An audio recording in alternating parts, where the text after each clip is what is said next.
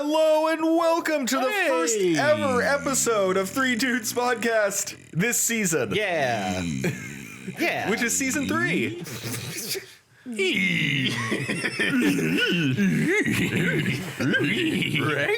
Reggie. We are joined by a guest. Yes. Wait, who is it? I can't tell. It's Ben. Hey. Welcome back, Ben. It's Ben. I'm so rarely ever on the show. It's an honor to be here. It's Ben. It's Ben. It's Yes, Ben. Ben. It's Ben. Yeah, season 3, episode It's episode 1. Yep. Pretty, Of season 3, also known as the downhill ride.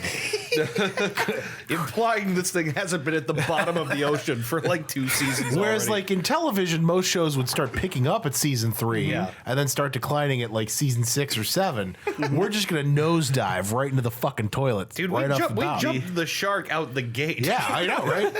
Right around the episode where we ran Tim the Toolman Taylor for president. This is the 3 Dude Cast Downhill Jam. Yeah. Yeah. It's the descent to unimaginable depth. The nightmare slalom.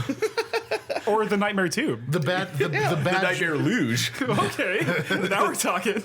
the Nightmare bobsledding. I really like the idea Is of John nightmare Candy luge. assembling a bobsled team to go down the Nightmare bobsled? Yeah, that's really Ohio's first professional bobsled team. Ohio's first professional sober bobsled team. Okay. led by the corpse of John Candy. No, he is the bobsled. He's Right. right down on his corpse. This is a really big boned bobsled. No, that would be the skeleton, actually. Yeah, I say Skeleton. There you go. he's almost certainly gone. Whatever was left of him is gone. John Candy has fully decomposed by now. John Kelly. In case you were wondering about the status of the remains of John Candy. Well, he's just a rapper John now. Candy has returned There's to no the more candy left. It's just the rapper. to the Earth Mother, which has borne him. In case you wanted to know Or that some he is shit. fully decomposed, I've checked. Yeah. Oh, good. You know, I was wondering. Yeah, I can't find him anywhere, so it's probably just all gone physically. I can't find him. Therefore, it doesn't exist. Ergo, Yeah. vis-a-vis. Hey, welcome to season 3, everybody. Welcome to season 3. Already right out the gate, not making any Yep, sense. not great. Bad start.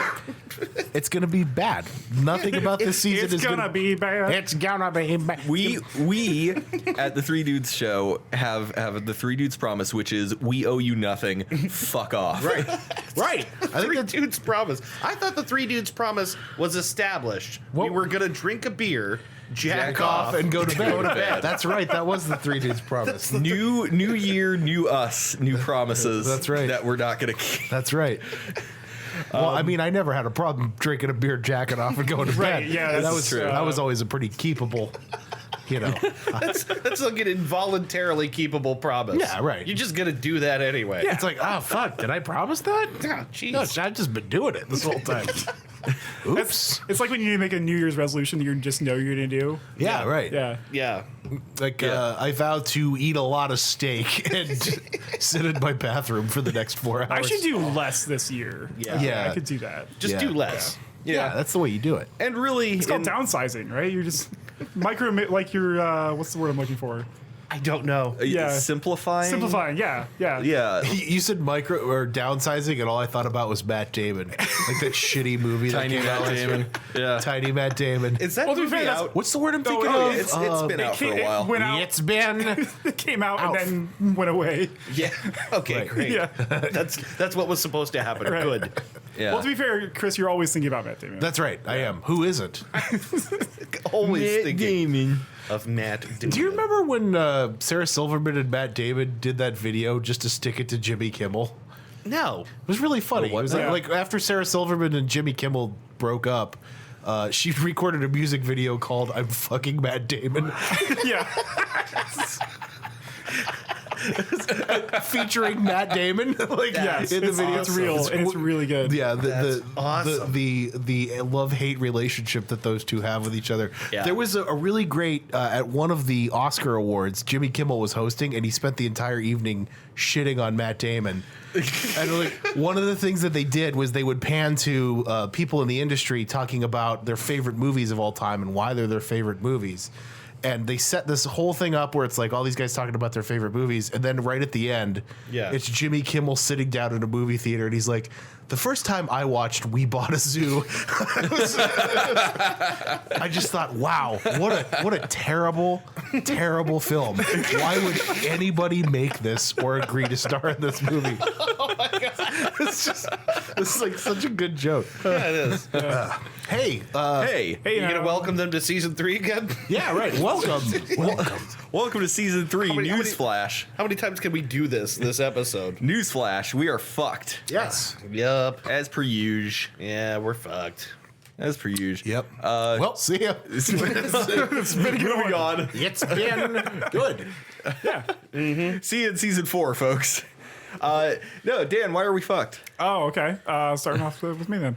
I'm fucked because I don't need a new car, Yeah. but I want one. Yeah. And it's stupid. Like my car works fine. I have had almost no problems with it. It's very serviceable. But I've had it for 5 years, and it is a very boring car. Yeah. It's a Ford Fusion. It's tan. It's from 2006. Yeah, that is the thing for me. Is like that car is just old. Yeah. It is, it's just like, it's just really boring. And I again, like, there's nothing wrong with it. It works totally fine. Yeah, right. Yeah. But I'm just looking at it like, I just want a new one. I love my car. I love my Fusion. But it is a boring. You told me before I bought it, like, hey, just be aware, this is like a boring car. But it's a good car. It's a good car. I've It's a like I really said, good car. I've had almost no, other than like self-inflicted Right. problems. Just, I cut regular maintenance. myself every time I get into the car. Just catch me. Oh my God. It's caused me no problems except the desire to self-mutilate. Exactly. I keep a whip in the back seat so I can just, whenever I. And now there's so much blood over the speedometer that I Right. can't read. Exactly. But Yeah. But other than that, it's Other pretty than great. self-inflicted problems. it's Yeah. been fine. Upholstery wipes right up. Yeah, right. Yeah, right. But yeah, because it is a boring car. Because I've had it for 5 years. Like, I've never had a car last this long. Yeah. I usually run it into something on accident before that. But that's why I'm fucked. Because like I don't need it. I just want it, and I don't have the money to pay for it. Yeah. Right. That's the other thing. But I It's can't like- help myself from like going on cars.com and looking for something that's better than my car. Yeah. Right. Not an ad. Hashtag not an ad. Yeah. Hashtag sponsor us anyway. When are those Right. lucrative sponsorships gonna roll in? I know, right? I've been waiting. It's been years and been- no we've been- one. Whose dick do I have to suck? I know. We've been plugging I mean, you Wendy's don't on this show have forever. to suck my dick, but But it can help. It can't I hurt. mean, It couldn't hurt. we haven't tried it yet, so Yeah. Who knows what happens? right. Did you hear that podcast where the one guy sucked the other guy's dick? Yeah, right. Now that's how you start off season 3 with that. yeah. That's how you get sponsored. That's how Mafia works. Who's the sucker and who's the sucky? That's what I want to know. Sucky. But yeah, that's basically it. It's just the unnecessary desire for something that's Yeah. not needed. I feel like that's. I mean, that's like life in a nutshell, though. It's Right. like Yeah. that constant want. Vehicular penis envy. Yeah, that's Well, maybe it is that, but No, That's, I experienced that's consumerism for you. right, for exactly. real. I told you guys like last week, like there ought to be a filter on like Auto Trader for something with balls. Yeah, right. Like I don't want to look through an endless list of like I don't know the Like mom cars. yeah, like all these like Your mom's Baja. I was telling Dan earlier, it's like Chevy Sonics and Chevy Sparks all over the place. Aztec. Yeah, right. The PT Cruiser. There's a surprising number of Kias on for sale around here too. Yeah. I'm assuming they're not good. That's because people think they're good cars and then buy them and then sell them for better cars. yeah, that sounds about right. Yeah. Yeah. I Hashtag sounds about white. when you see right. the first time you mentioned that though, I thought you meant like those novelty testicles that you hang on the back of truck hitches. Like Please. cars truck- with truck balls. nuts. Yeah. Yeah. Every car should have truck nuts. It's just so stupid. I mean, who is buying them? But that's the best name they could come up with for it was truck nuts and not like Ford Fiesticles. Well, I mean, then you're really narrowing your viewpoint at that point because you can't get Ford Fiesticles for a different vehicle. No. Yeah. You need like You know what? I'm not even going to try to come up with a joke there. I don't have one. But I did come up with a joke for my car earlier. The Chevy Tajones. Because my car is 13 years old, I was debating on whether I should throw it a car mitzvah this year. I love this idea. That's a I don't really even good know idea. what I would do. It was just the thought came to me. Snip the end off the tailpipe, Yeah, obviously. the pun was too good not to use. You just like Bluetooth like somebody reading a Saturday the I was Torah. gonna say the Torah, just Torah through the readings. speakers. Yeah. Like all the doors open, crank it up to Yeah. like the top, and you're just blaring the Torah. You break the top half of an umbrella and set it on top of There we go. That's an appropriate. I was thinking of like an actual, just like whatever that hat's called. I don't even know. A yarmulke. Yes. whatever That hat. that cute little hat. Whatever the little hat is. I was like putting Hello, my baby. not like a car size one, but like just a regular one. Put it on top of my Yeah, car. there you go. Yeah. It would look so funny. It would look so stupid. teeny little Almost as yarmulke. stupid as celebrating a car mitzvah. You gotta hang those like Almost. those little whatever those hair tassels off of like the Yeah. side view mirrors. Oh, there you go. Yeah. Yeah. Now we're talking. Yeah, get I should be writing this. The Jerry curl. Yeah, The there's- Jewy girl. Oh, there's gotta be a name for those things. I'm sure there is. I don't know enough about Judaism to commentate on it. All I know is that you're not supposed to cut the hair from your temples, and that's like strict. That's a biblical thing. That's Yeah? actually in writing from God. Clearly, Don't cut the temple hey, hair. stop it. I feel like there's a few of those that you just threw in to kind of fuck with us. Yeah. You know? Oh, guaranteed. Like there's no reason Yeah. for that. Yeah. Well, I mean, there's actually evidence. I don't know if you want to deep dive into the Bible right now, but there's actually evidence in the Yes. Bible of him just being like, "Hey, do this," just to see like if someone would do it. Yeah. Yeah, sacrifice your baby on top of the mountain. right? And then he's like, "Oh, wait, He's- okay, we're good, Yeah. we're good." I just eating wanted to know cheese how nips far on the you yeah, take it. right, exactly. Which Yeah. is, you know, Oh my god, I was we've all been joking. in relationships like that before, I didn't right? actually want you to cut the tip off your penis. God's just eating cocktail weenies. Like, no, do it. Oh wait, no, I was fucking with you. Don't. Dave, you kind of have the opposite problem right now, right? Well, I mean, I kind of have a similar problem. It's a same-ish problem. Irritable bowel syndrome. Yeah. Yeah, My mild to severe plaque psoriasis. that's also why I'm sorry. I love that commercial. My moderate to severe plaque psoriasis. Chronic plaque psoriasis, moderate to severe chronic plaque psoriasis. I love that chronic. Like, who describes their condition as chronic. moderate to severe? I don't know. It's one or the other. And chronic, moderate to severe chronic plaque psoriasis. I don't even. I know they could just throw another adjective in there. It could. Just pile that sentence up. Moderate to it's- severe purple plaque psoriasis. it's just a step below the severe to excruciating tier of plaque psoriasis. Yeah, what if you do if you're in that situation? The skin's just falling off your arm. Yeah. I don't know. You, well, then you you pray- bandage up. You pray it doesn't escalate to the excruciating to kill me now stage Yeah, of yeah. plaque psoriasis. You make a commercial. That's what you do. You slowly become fully enveloped in plaque psoriasis. like a big nesting doll. You're just like Christ. you have no facial features anymore. You just look like a mannequin and you can't really move. Oh my gosh. All right, we made a promise to the listeners that we would. He We would go wants for 3 turned hours. to plaque in a great magnetic field. Yeah, you're right. We did promise we're not going to be so long on these episodes. So maybe in the interest of moving it forward, I'm fucked because I was Yes. in a pretty shitty car accident, like a bad one. Yeah. As opposed to a nice car accident. A fantastic car Guys, I was in accident. the best car accident. The best There car are good accident. car accidents. A fender bender that results in you, meeting someone, for example. That's a great car accident. This was not that. This was me getting rear-ended at 45 miles an hour. Yeah, this is the story of my life. Yeah, so this happened Friday morning at 9 o'clock, and ever since I've been... It's 9 o'clock on a Friday. I can't tell you. I keep reliving this in my head. Yeah. This is a thing, I think, after you have an accident, where you can't stop thinking about it. Yeah, It's yeah. definitely yeah. a thing. It's Oh, yeah. absolutely a thing. That's why you just drink all that away. I got in a horrible car accident and almost not only killed myself, but killed the family in the house that I rolled close to. And almost totaled my car. So Yeah. you just drink that away. That's what Right, that's what we do. We suppress that with alcohol. That's Right. what it's there for. Right.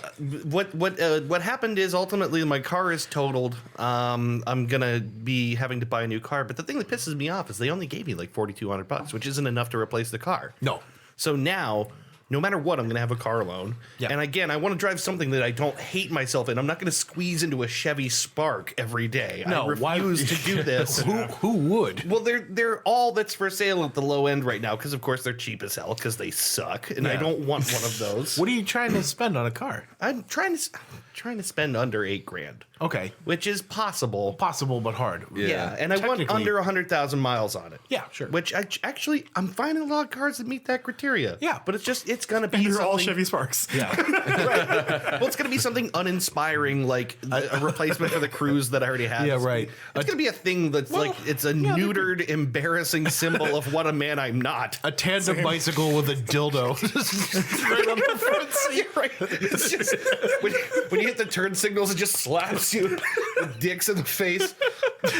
Every time you pedal the bike, it Hey, just hang on, is that an option? rams back. That's a thing. That's an It's Always Sunny thing. Oh, I know. Just a bike that fucks you while you ride it. Yeah. $6,000. Sounds great. That sounds horrible. Where can I buy one of those? Yeah. Wow, that's awful. You know, for my worst enemy.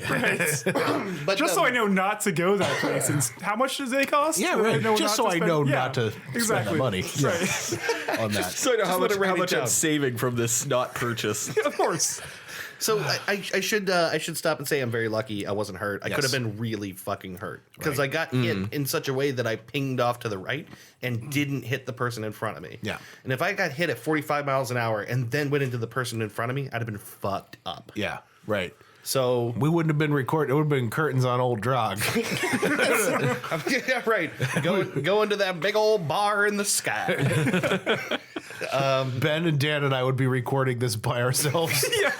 And we wouldn't know how to Just like, in your edit any house. of it. Yeah, just for some reason we're just in your house I would love to know what that podcast would look like. squatting.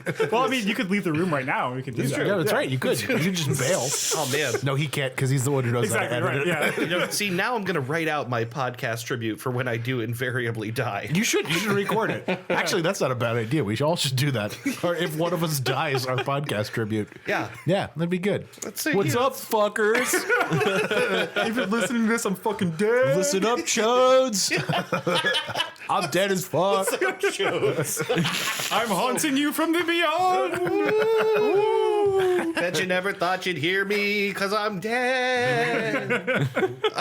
That's really fucking morbid, and I don't want to do that. I kind of do. A little bit. A little bit. But we should keep moving. So Yes, Chris. Why? Let's move on to our reality. No, why are we fucked? We're fucked because there are dudes who are like 60 years old who cannot piss at the urinal, and it's just you just need to go get your prostate fingered. That's what you need to do. Do you guys know what I'm talking about? When you- When you really need your prostate figured? Yeah, right, I know yeah. exactly what you're talking about. called milking, incidentally. Oh, yeah. milk it. Yeah. Like an udder. Yeah. I only buy organic prostate milk. I get my free range. Cruelty free. It comes from like old guys that are just alone in a field out there somewhere. They look so happy. Eating grass. This is great. Thank you. I like my new life. No, there's dudes like anybody who's ever been in a men's restroom and like had to listen to that painful, Yeah. like older guy like Yeah, at the it's- urinal going like 2 drops and then Oh my god. Yeah, there's just that grunting of like having to push the urine. 3 more drops come out and then Yeah. it's like, dude, just go to the doctor. Yeah. There's stuff they can give you that'll fix that. Yeah. I gotta tell you, I don't want to get a prostate exam. Nobody but if wants I to. ever have to pee and I can't, I'm Yeah. going to do Yeah, it. dude, go. I think what is it? 50 years old or 55? When you get it checked? Yeah, when you're like 40 maybe. Oh, is it 40? I don't know. Okay. I can't Doesn't remember. matter. I have to look it up. But whenever it is, look it up and then 27. yeah, right. It's like right now at this table. I have mine checked once every 2 weeks just as a precaution. Well, form a circle and bend over, lads. Let's do it. Oh, finally! I thought it would never happen. Oh man, this is a great PSA. No, We're really it's- improving people's health with this. Prostate safety It's awareness. accurate information. It's a good idea that like I used to be one of those guys who's like, ew, weird. And the older I get, I'm like, yeah, not so bad having somebody put Yeah, something in your butt. Put a finger Whatever. in my ass if it saves my life. Yeah, for one. right. Yeah, like I don't want You're prostate. you're gonna die because you didn't want someone to put their finger in your ass Right. once. There's people putting their fingers in their ass for fun. It's not that bad.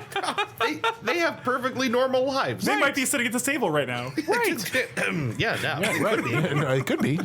And now I'm sure Not me. I'm sure you can detect prostate abnormalities with like an MRI or something, but like you could do that, or you could just take like 5 seconds to have your doctor put a finger up your Right. butt. The finger Well, the test thing is the is, best way. they said that that's the most efficient way to do it is to Yeah. just have somebody get in there and feel the damn thing. So here's the thing about that, though. Like, who's saying that? Is it the guy who's... This is the guy whose job it is. Exactly. I mean, he picked this profession He for a thinks it's reason. hilarious. And like, oh no, this is the most efficient way, for Yeah. sure. Like, nothing else is better than Do me a this. favor, eat a lot of fiber before you Right, come exactly, in too. yeah. Just A case study by Dr. Stinky Badfinger. Exactly. Like, I feel like PhD. it's this weird, like, inside joke among MD. the medical community. They're just Yeah. like, oh yeah, Yeah. it's the most efficient way no, for just go get it scanned. Fucking idiots. They actually believe that we stick our finger up their ass and it does anything. Like except close make- the door and go, oh my god, they're still buying it. Yeah.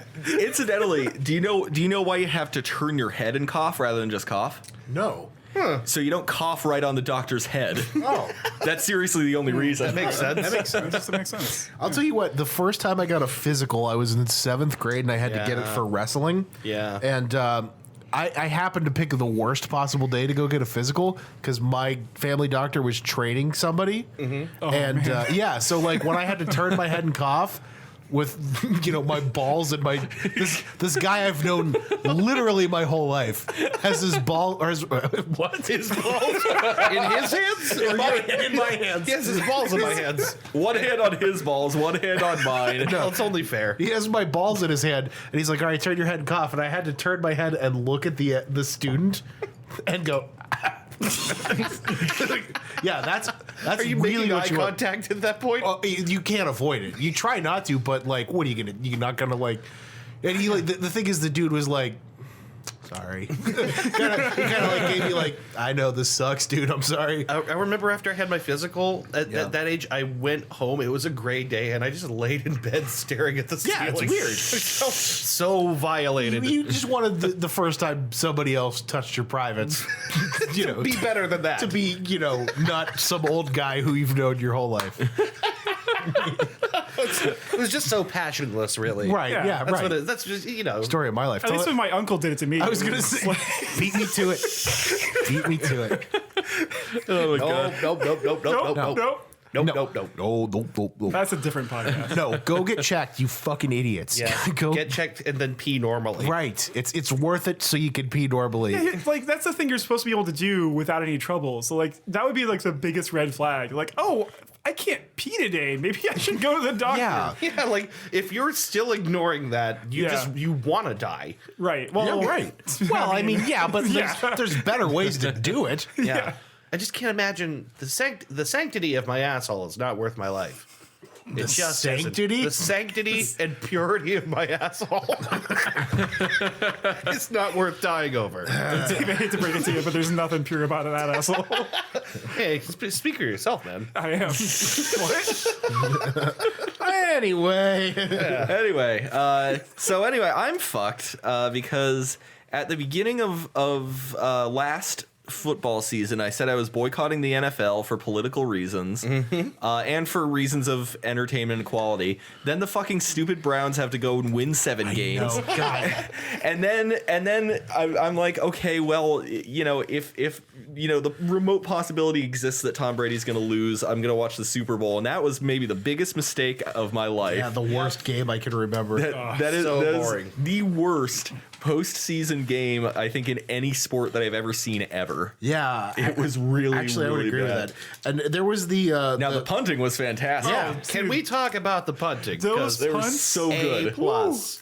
I Those love those chicken-legged bastards just running up and booting that pigskin down the gridiron. I'm going to tell my kids about the day I saw the longest punt in Super Bowl history. yeah, right. Oh, It's something yeah. I will always remember. When I saw that ball keep rolling and rolling, I was like, "Oh boy, yeah, this is it." it's just so many punts. My favorite part about that whole evening is when they put the telestrator up and it showed the last like 10 drives, and Tony Romo circled every one of them that said punt. Yeah, punt, they punt, illustrated the list of punt, punts. as though we couldn't read it. We get it. We were here. We're watching Thanks, it, Tony. along with the rest of what's left of America. I mean, can you blame him though? The dude was probably bored out of his fucking skull. He Yeah, had to right. do something with the fucking telestrator. Right. You know, I mean, so that's probably that's his first Super Bowl. He made a comment about it Ever. before Yeah. the Super Bowl. Yeah. So that's how he's getting started. How let down must he be? Yeah, right. He had all kinds of quips lined up for if good things happen. At least he didn't have to call it with Joe Buck. Mitchell. I just feel bad. Mitchell. For him. Mitchell. Down to the 20-yard line. Fuck you, Joe Buck. Go away. Try harder. Your dad was good, but you suck. Picking Anyway. fights already, aren't we? Yes. But yeah, Joe, Buck, if so, you're listening to this, fuck you. You piece of shit. so I guess Five-headed fuck. I don't know. I can't maintain a boycott for long enough for it to matter. Yeah. It was inevitable. I said the same thing too. I'm like, I'm not watching the Browns until they win 8 games. Turns out, did they technically go 500? Yeah, because they tied one. They tied one. Yeah, so they technically went 500. They had a so winning record. I guess I'm in the clear here. I'm in the clear. They tied one. We're good. Yeah. Yeah. So I'm kind of excited to see what the Browns do next, but unless like something really dramatic happens and some big shakeup happens with the next Super Bowl, I'm gonna give it a miss. Yeah, it might not be a bad idea. I feel like I'm gonna watch it because you just watch it. It is the thing you watch. It's like, just yeah. the thing you watch Yeah, that day. right. The thing is, like 6 or 7 million less people watched it this year. Really? Yeah, it's the lowest Super Bowl turnout in a decade. Interesting. So, yeah. So we weren't the only ones who were like, fuck this. Right. Yeah. What a bad game. Yeah, it was. Yeah. What a bad league. Yeah, really. I'll say it again. Can't wait for the XFL to happen. That's right. XFL's coming. I will completely watch that. I want to watch whatever insane thing comes out of Vince McMahon's head. Yeah, right. Yeah, and you know what we were saying? The fucking Super Bowl. No network is airing anything of substance or of value during the Super Bowl block, but Vince McMahon might actually be insane enough, to try and run a game during the Super Bowl. Schedule the Awesome Bowl or whatever it's called the same day as the Super Bowl. the Mega Bowl, the Blood Bowl. The Ultra Incredible. Bowl. Well, the thing is, they tried that last time and it failed. I think this time he's going to do a legitimate league. Yeah. I think he's going to do a legitimate thing this time. So Yeah. You think Vince McMahon's going to do a legitimate thing? yeah, he's going to do a thing. Yeah. Okay. Yeah. I'm looking forward to it. Starts league, tears both quads. Like on his way out to introduce. They have to give him the mic while he's sitting on the floor like a dummy. Oh God. Well, anyway, Yeah. stay tuned. We got more fun coming up for you after the break. Yeah. Including this season's first edition of Reality or Bullshit. Very nice. All right. It's gonna be fun. All right. It's gonna be fun. It's going to be fun. It's gonna be good.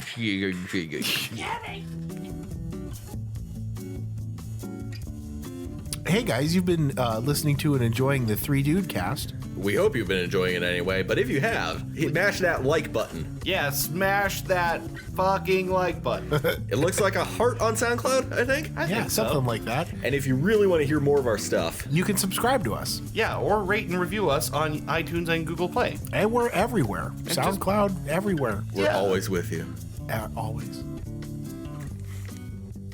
And welcome back. We're back. We're here on the Three Dudes podcast. In case you didn't know. In case you had forgotten. You just like clicks halfway through and decide, I'm going to start now. Yeah. Yeah, right. Yeah. That's fine. And incidentally, it's time for the hot new old but returning so it's new again game show. Smoking and drinking. We were gonna stop doing that. Sorry, no, you're right. It's time. Every time. It's time to put that joke to bed. I had to get one more in there. Sorry, guys.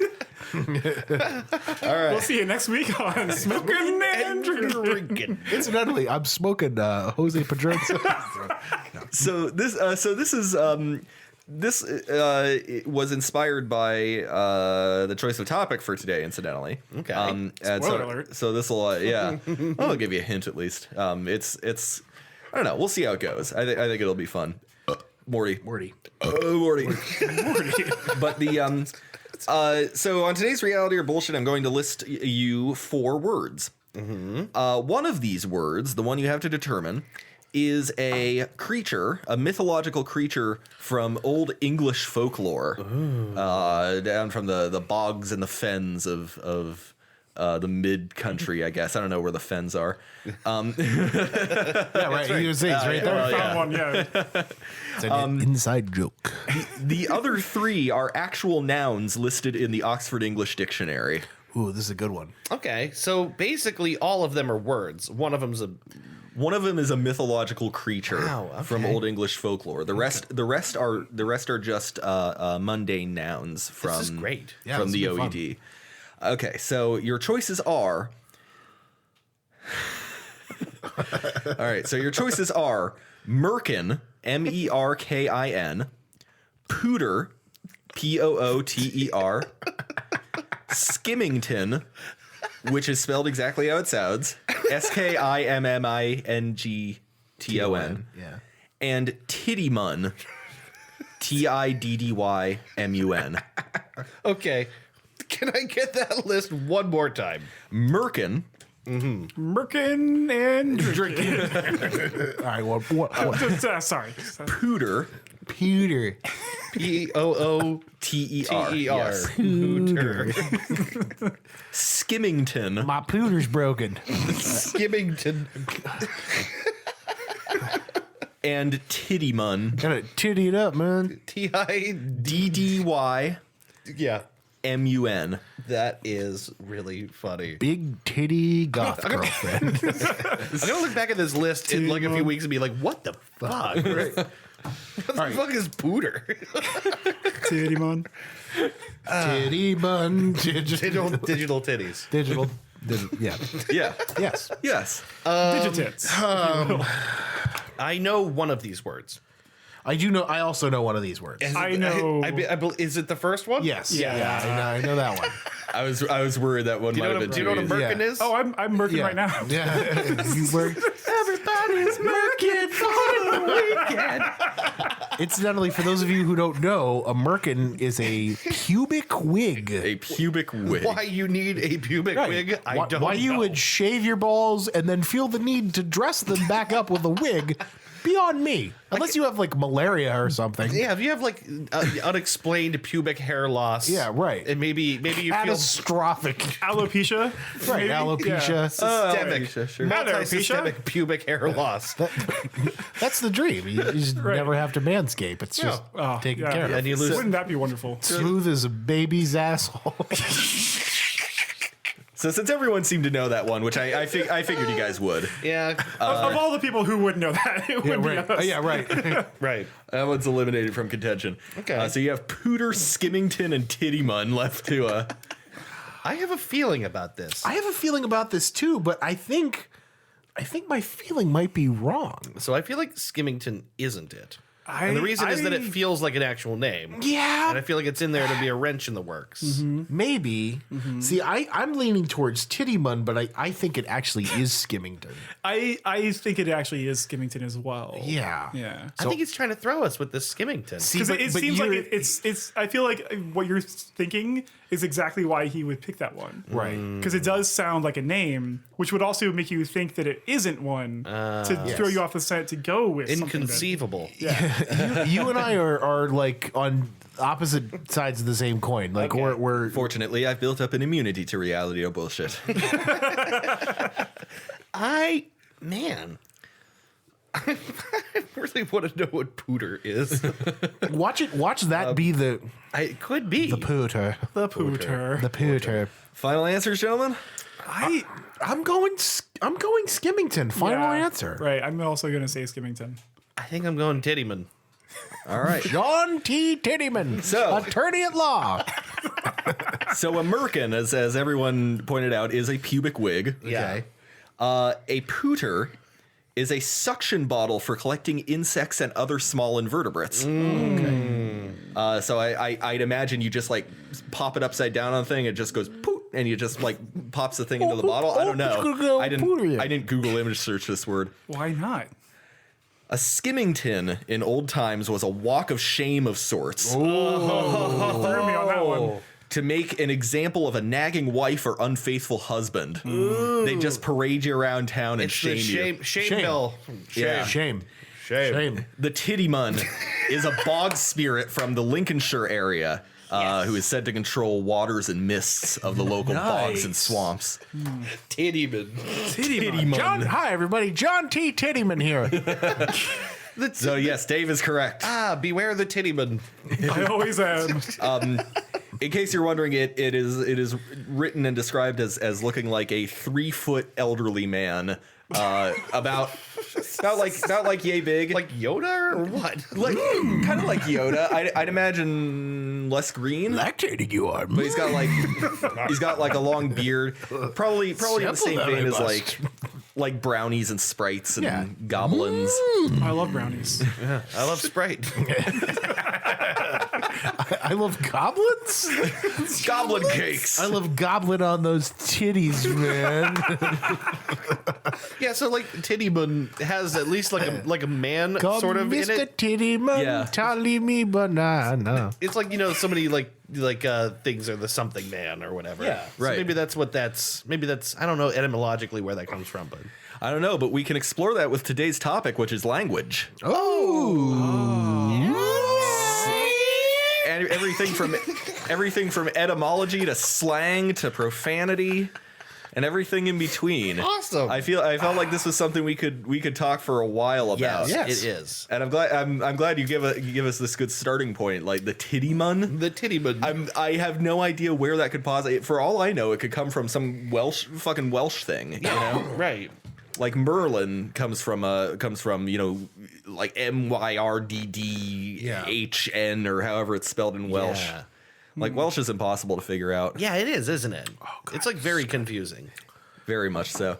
Well, how about this to start with? What's your guys' favorite language to hear? Like, what sounds good to your ear? Are we talking about just any language, like dead or otherwise? Dead or otherwise, sure. I always thought that Gaelic was a really pretty language. Yeah. And I'm kind of yeah. sad that it's basically gone. Yeah, Except it's in not really spoken regularly, right? Only in very small circles in Ireland, and then among linguists. So Okay. Right. There's Scots Gaelic too. Yeah. Which I think, a little more aggressive. yeah. I think is even less widely spoken, just because like, Well, because it's Scots. why speak that way? You could speak barely. It's Scots Gaelic. It's only Scott his. knows it. only Right. It's less. It's so much. It's not as widely spoken because you have to be Scott. somewhere our friend Scott is on a couch with a beer in his hand asleep, and he just went, "Huh? What?" This is mine now. This is my Gaelic. I made it myself. Mine. I've been making my own Gaelic in my bedroom. No, Gaelic, I think, and then old 15th century English, like 14th, 15th century English. like Victorian English or more like Middle English? Think Canterbury Tales Okay. English. Yeah. You know what I mean? Like that. It's really floaty and really flowery language, and it's really fun to listen to. Yeah. Yeah, I never read Canterbury Tales. I feel like I should. Yeah, it was one of those things that they, especially I was in AP English, so it's like Brag about it. they, it's literally the only subject that I almost didn't critically fail. It's the language you've been speaking since you were a child. Right. Like, I got this guy. yeah, Nailed it. We read the whole. Actually got extra credit and didn't have to take the final exam because I wrote my own Canterbury Tale. Oh, nice. Yeah. What was it about? It was called The Boxer's Tale. I had to tell there, and it was in 3 parts. You had to, she's like, hey, if you guys put in the effort to do this, I'll make you, you don't have to take the final exam, which is like in AP English is like half of your grade for the course. Yeah, in high school, which is great. And I'm like, fuck that noise. So I wrote it, and apparently I found out later from like 7 or 8 years after I left high school, she still used it as an example. Oh, that's in, cool. in class. That's fantastic. That's really cool. Yeah. They I'm used super me proud of as that. an example in my high school, but not for the same reason. No. Yeah. This is what not to do. It's a cautionary tale. Yeah, exactly. Don't make this mistake. Dan's Tale. Your picture is framed next to it. Like, don't be like Right, don't yeah. Look at do you see this? Don't. Don't know. No. No, I like as far as dead languages, those are my favorite dead languages. Yeah. I feel like I'm always partial to French. Yeah, It's just like It's a good language. You fake French better than anybody I've ever met in my life. Fake French? Yeah. When's the last time I did that? When we were in college, I just remember one day you were walking around going, je vois, n'est-ce pas? C'est café Hollandi, c'est chamandeux. Quoi? Pensez-vous? That one got weird. You were just like Pensez-vous, saying je colors m'envoie. and throwing them together. Calaco que j'aime Yes. Right, exactly. Oui. Oui. Baguettes. C'est Valentin et je ne tombe pas. That's what I mean. I once heard French described as oh god, how was it described? It was described as Spanish light, and you pronounce the consonants at random. No, that's accurate. It's kind of like what your voice would sound like if someone put a microphone next to you while you were eating pussy.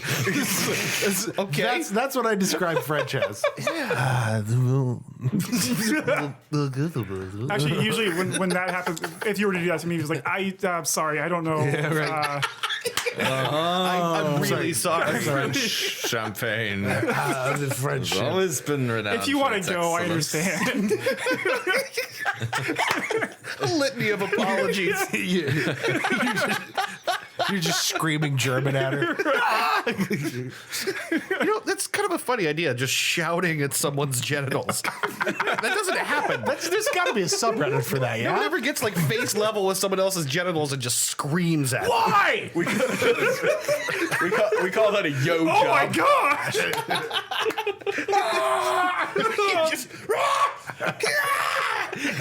Please tell me if anybody knows if there's a subreddit for that specific fetish. Screaming r/ screaming at genitals. I feel like I have to make that. Don't you? Doesn't it just get to you though when you scream at a woman's pussy and you hear the echo come out? Yep. Like that, that's a road well traveled. This is not a thing, but maybe it should be. It's should be really a thing. funny. Yodeling in the valley. Yeah, whistling through the wheat field. Just like the idea of just scream. I don't know why. That's stupid. Moving on. Yes, I had an interesting moment with a buddy of mine from Quebec who I play a lot of Siege with. When he was He pronounces it Sage. Oh yes, Rainbow Six Siege. Rainbow Sea Sage. Oh, Rainbow Seas. Sorry. But he was describing. We were talking about some kind of graphics change where it would make. Like essentially, if you alter the color somewhat, it makes a certain part of the map a little more easy to read, readable, discernible. But he used a word I'd never seen before. He says it makes it more lizable, and I was like, it makes it more what? Is that like legible but for visuals? Well, no, that's what I thought. I looked it up because I was like, am I going nuts? I don't think this word exists in our language. And he said it again. He said no. It just makes that part of the map more lizable, in his Quebecois accent. And so I went and looked it up. It's not a part of our language. He used a word from French that means discernible, lisible. That means discernible. That means readable or legible. That's a really good word. But but thought for some reason that it also exists in English. Well, there's a lot of that in French. I took 2 years of French in high school, then 1 in college, and there's so many. Cognates. Yeah, I was thinking of the word. Yeah. Yeah. There's Yes. a lot of those in French, which Yeah. makes it pretty easy to learn if you're an English speaker. Yes, Sure, it happens. Well, of course, that the reason for that is all the historical clashes, between the Englands and the Englands, All for England. Four Englands enter, one England leaves. Oh, is that what Brexit's about? I think so. That is what it is. the Britons, the Saxons, the Normans. Yeah. A lot of linguistic interchange between, because that's where also we get a lot of our Latin influence from. When that starts getting used in the clergy, and then all the stuff coming in from France. Yeah. But then we still got words like rock and cow. Yeah. That like don't, these very old, blunt words. Yeah, blunt is a good way to describe. You know what I'm saying? You know what I'm saying? 420 blaze it. No, yeah. I forgot to text you guys 420 blaze it at 420 today. I was asleep, so I was going to. I was. blaze it. You're blazing in your dreams. For those of you who don't know, we kind of text each other at 420 every day. Yeah. Go blaze it. This started because Yeah, it was at work. everyone at work and on my Yeah. Skype list would do this at 4:20 every day. None of them smoke weed. Yeah, right. And I don't think any of us at this table smoke weed. No, not anymore. At least not right now. So it's like, I don't know what the obsession or the fixation is with it, but it's so much fun. It's just funny. What's like It's just smoke all the marijuana and disappoint your family. And Get very high and forget to do important things that are very costly to you now. blaze it. Your grandmother's dying and you're missing her. Blaze it. Blaze it. Smoke weed and hide in your room and avoid your problem. Yeah. Ow, that I feel personally attacked. It's described ages 17 through 20.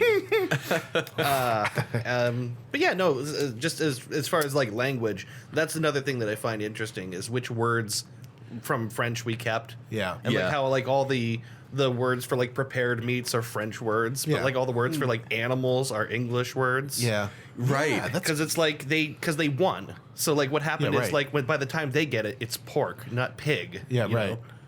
Which is just interesting. Like the language of the fields and the work and all that is all like these old English words. Yeah. Yeah,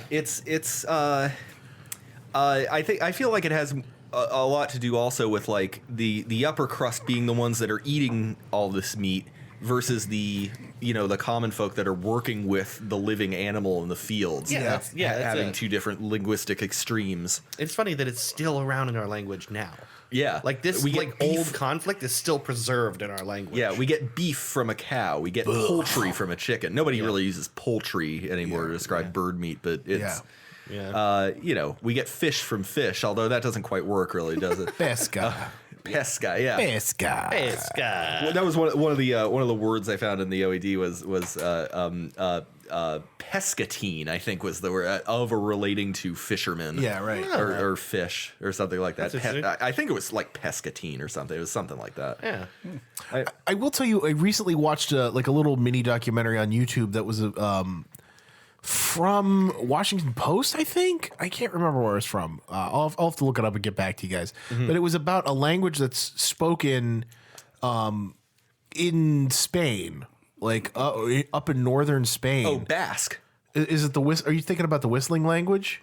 I know what you're talking about. No, maybe I'm not The thinking- whistling people. Yeah, the people they like. This and is different than all- Basque. all- I've seen this. It's an entire language that's communicated through whistling, which is basically just mimicking the sounds that your mouth makes when you're speaking that particular kind of Spanish. Yeah. But they whistle it.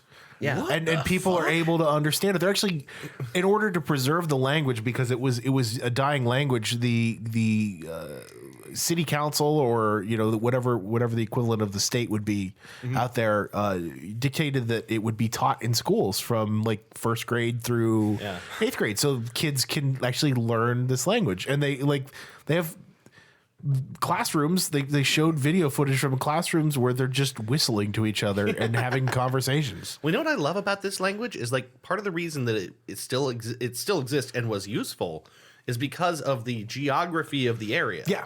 It's like really high it's hills. very high Yeah. and hilly and windy too, and whistles carry better than voices. Right. So they said you can stand on a peak and use whistle out, and within like a 5-mile radius, people can hear you. Yeah. Which is really That's so trippy to crazy. me. Yeah, it's really insane. Like the things that people devise as solutions to their problems are fucking amazing. yeah. Oh, that's incredible. I'll have to look that up, and maybe I'll get back to you guys after the break with that. If you guys can check it out, it's really, really fascinating. Yeah. There is in South America a language, a very obscure native language that I wish I could remember the name of, but it's dying, and it's going to die because the last 2 known practitioners refuse to speak to each other. They refuse to talk. They hate each other.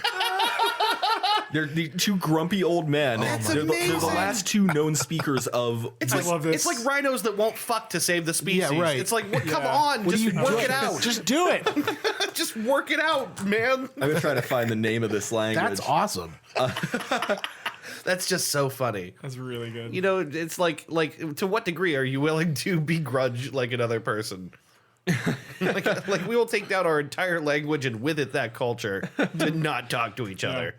What about you, Dan? What's your like what language kind of sounds good to your ear? Yeah, I was trying to think about that. I do. I'll agree with Dave. I think that French is really. Oh yeah, exactly. That's funny. I took 3 years of French. I don't remember hardly any of it. I know. But like I do. Like if I'm watching.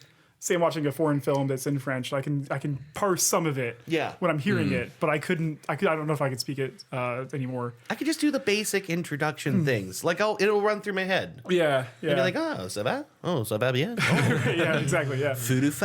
Comment t'appelles-tu? Où est la piscine? Où est la bibliothèque? Voilà mon passeport. Yeah. Just the basic things. Yeah. I think Korean sounds kind of fun. It does. Oh, yeah. It's fairly distinctive for some reason. I don't know why I can pick it out amongst other like Asian languages, but Yeah. It's like the German of Yeah. Asian languages, I think. and I was gonna say like it's German's really actually kind of fun to listen to as well. Yeah. It is. My favorite thing about German is the way they take complex thoughts and cram them into one word. Yeah. Like Schadenfreude. being Yeah, the exactly. example, Yeah. But there's lots of those. There's so words. many of them. Yeah, I think it's like the most German thing as well to be Yeah. like, oh, we need to be more efficient. We need to cram all these this huge thought into one word for efficiency's sake. The longest word in the German language, I think, is it's the title for like the head doorknob polisher on a cruise ship or something like that, or like the head like cleaning guy, or, detail guy on a cruise ship. And it's the longest. It's really funny because if you look at one of those words, you can pick out the parts of the word that mean each thing. Yeah, right, exactly. And then they just cram it all together. Yeah. It's really and say fun. it really quickly and loud and aggressive. Yeah. Which is, it's also Yeah. kind of like one of my favorite like linguistical jokes is portmanteau. Yeah, right. Yeah, where you Natalie just- Portmanteau. Yeah, I would. I would. All right. Who would Natalie Portmanteau? Up top. You know what I'm talking about? You know what I'm saying? I don't know what I'm saying. If you know what I'm saying, that's I'm gonna terrifying. queen on a pile drive my. No, that doesn't work. That doesn't That's clumsy. work. But like portmanteau is one of my favorite linguistical jokes, I guess, is because it's so dumb, but it's I feel like I'm smart when I do it. I guess. I'm struggling Yeah. to think of an example right now. Gosh. I mean, it would be like that before and after category on Jeopardy, right? Yeah. Like, Well, I feel like I can't come up with one, but it will. Hold on, I'll look up some examples. here. It'll come to me naturally at some point. Yeah, for But, some reason, like I always I struggle with remembering what this is. Well, it's when you take the like 2 words and then just kind of cram them together. Like, so you take the beginning part of one word that kind of flows into the end of another word. right. Yeah. So Yeah, there's this show. I was it on Adult Swim? I think it was. Look Around You. Yeah. And at the end of every episode, it was Peter Serafinowicz. And he would be he would say thank you to whoever the guest was on the episode. Yeah. And he would say like the season like finale was thanks Hanks. Yeah. Thanks. Yeah. Because he would do a portmanteau of thanks and then the person's name. thank you, ants. Thanks, Ants. Fence. Fence. Yeah. Spork being, I'm looking them up here. Oh, Yeah, Spork. Spork is probably the most popular example of Turducken being another one. it. Right. Yeah. Okay. It's chicken and turkey and turkey and chicken and chicken and turkey and a duck. And wrapped in a bad dream. But yeah, portmanteau is one of my favorite things in language. Infomercial. Yeah. Oh, yeah. Yeah, because it's just a fun thing. Oh yeah, infomercial is a portmanteau. You're right. Yeah. Informative commercial. The language. Edutainment. Yeah, right. Edutainment. Yeah. Entertainment. No. That one's very clumsy. Those kids aren't fresh. They're not fresh. They're years old. It's raw. Whoa. Easy. Whoa. Easy. Settle down, Jared Fogle. It's raw. It's raw. It's raw. Where is the child sauce? Child sauce. These children aren't fresh. They're rotten. They're rotten to the core. No, I loved Muzzy. edutainment. I love the commercial for Muzzy. Yeah. What's he even saying? I can't remember. Yeah, He these says, children je aren't suis French. Le grand something. I'm the big something. And then she says, je suis la jeune fille. Yeah. So that means she's like I'm the young girl. Yeah. Yeah. I don't know what boy. Oh, boy is garçon, Garçon. but that doesn't make sense. Garsami's boy. Mimi, big boy. You're all right, boy. Anyway, right, boy. this language is actually in the Tabasco state of Mexico, not South America. Yeah. Basco. Sounds good. And it is But you can put that stain on some eggs. the language is called Ayapaneco. Ayapaneco. Ayapaneco. Ayapaneco. Survived for You centuries. and Ayapaneco? survived the We Spanish Ayapaneco. conquest, seen off wars, revolutions, famines, and floods. There are just two people left who can speak it fluently: Manuel Segovia, 75, and Isidro Velasquez, 69. Lived Nice. 500. Very nice. Lived 500 meters apart in the village of Ayapa in the tropical lowlands of the southern state of Tabasco. But they refuse to speak to one another. It says they don't have a lot in common. Says Daniel Sislak, a linguistic anthropologist Except from Indiana the one U. language only they speak. Yeah, except they're the only people that can fucking talk to, like, the only person. Segovia, he says, can be a little prickly, and Velasquez, who is more stoic, rarely likes to leave his home. I get that. I can't imagine. It's that. It's I that don't thing feel where- like preserving the fucking language today. Yeah, maybe it's not that Go great. away. Maybe they're like, you know what? Yeah, some languages Honestly, probably suck. Right. Maybe there's a reason why no one else speaks it. Yeah. It's just the string of the N word over and over again. How about Their language is You're like- only composed of different flavors Right. of the N word. Like, you know what? Maybe this needs it's to die. like that song from Boondock Saints. right. This should probably not exist anymore. Oh God, I miss Boondock Saints. You ever think about the fact that you remember that traveling preacher last year that got killed because he went to the North Sentinel Island in the Indian Ocean? The Sentinelese fucking arrowed him to death. Yeah, Arrowed. Ow, my skin. this island of people that have never had formal contact with the outside world before. We don't know a single thing about their language or how they communicate. Like, isn't that fucking trippy? That Yeah, it's their concept of language might be completely alien to us. sure. Yeah. You know, I think I've shown you that Star Trek, or if you've seen it independently, the Next Generation episode Darmok and Jalad, Nope. where he runs into a group of aliens that, you know, the translator works, you know, so that, you know, for the convenience of the show, no one's speaking an alien language. But they're speaking entirely in like examples and metaphors. You know, Darmok and Jalad at Tanagra, Shaka when the walls fell, and Okay. it's such a strange, but it's a constructed language that they made just for the show. They had to come up with like all these examples of things these guys could say. Wow.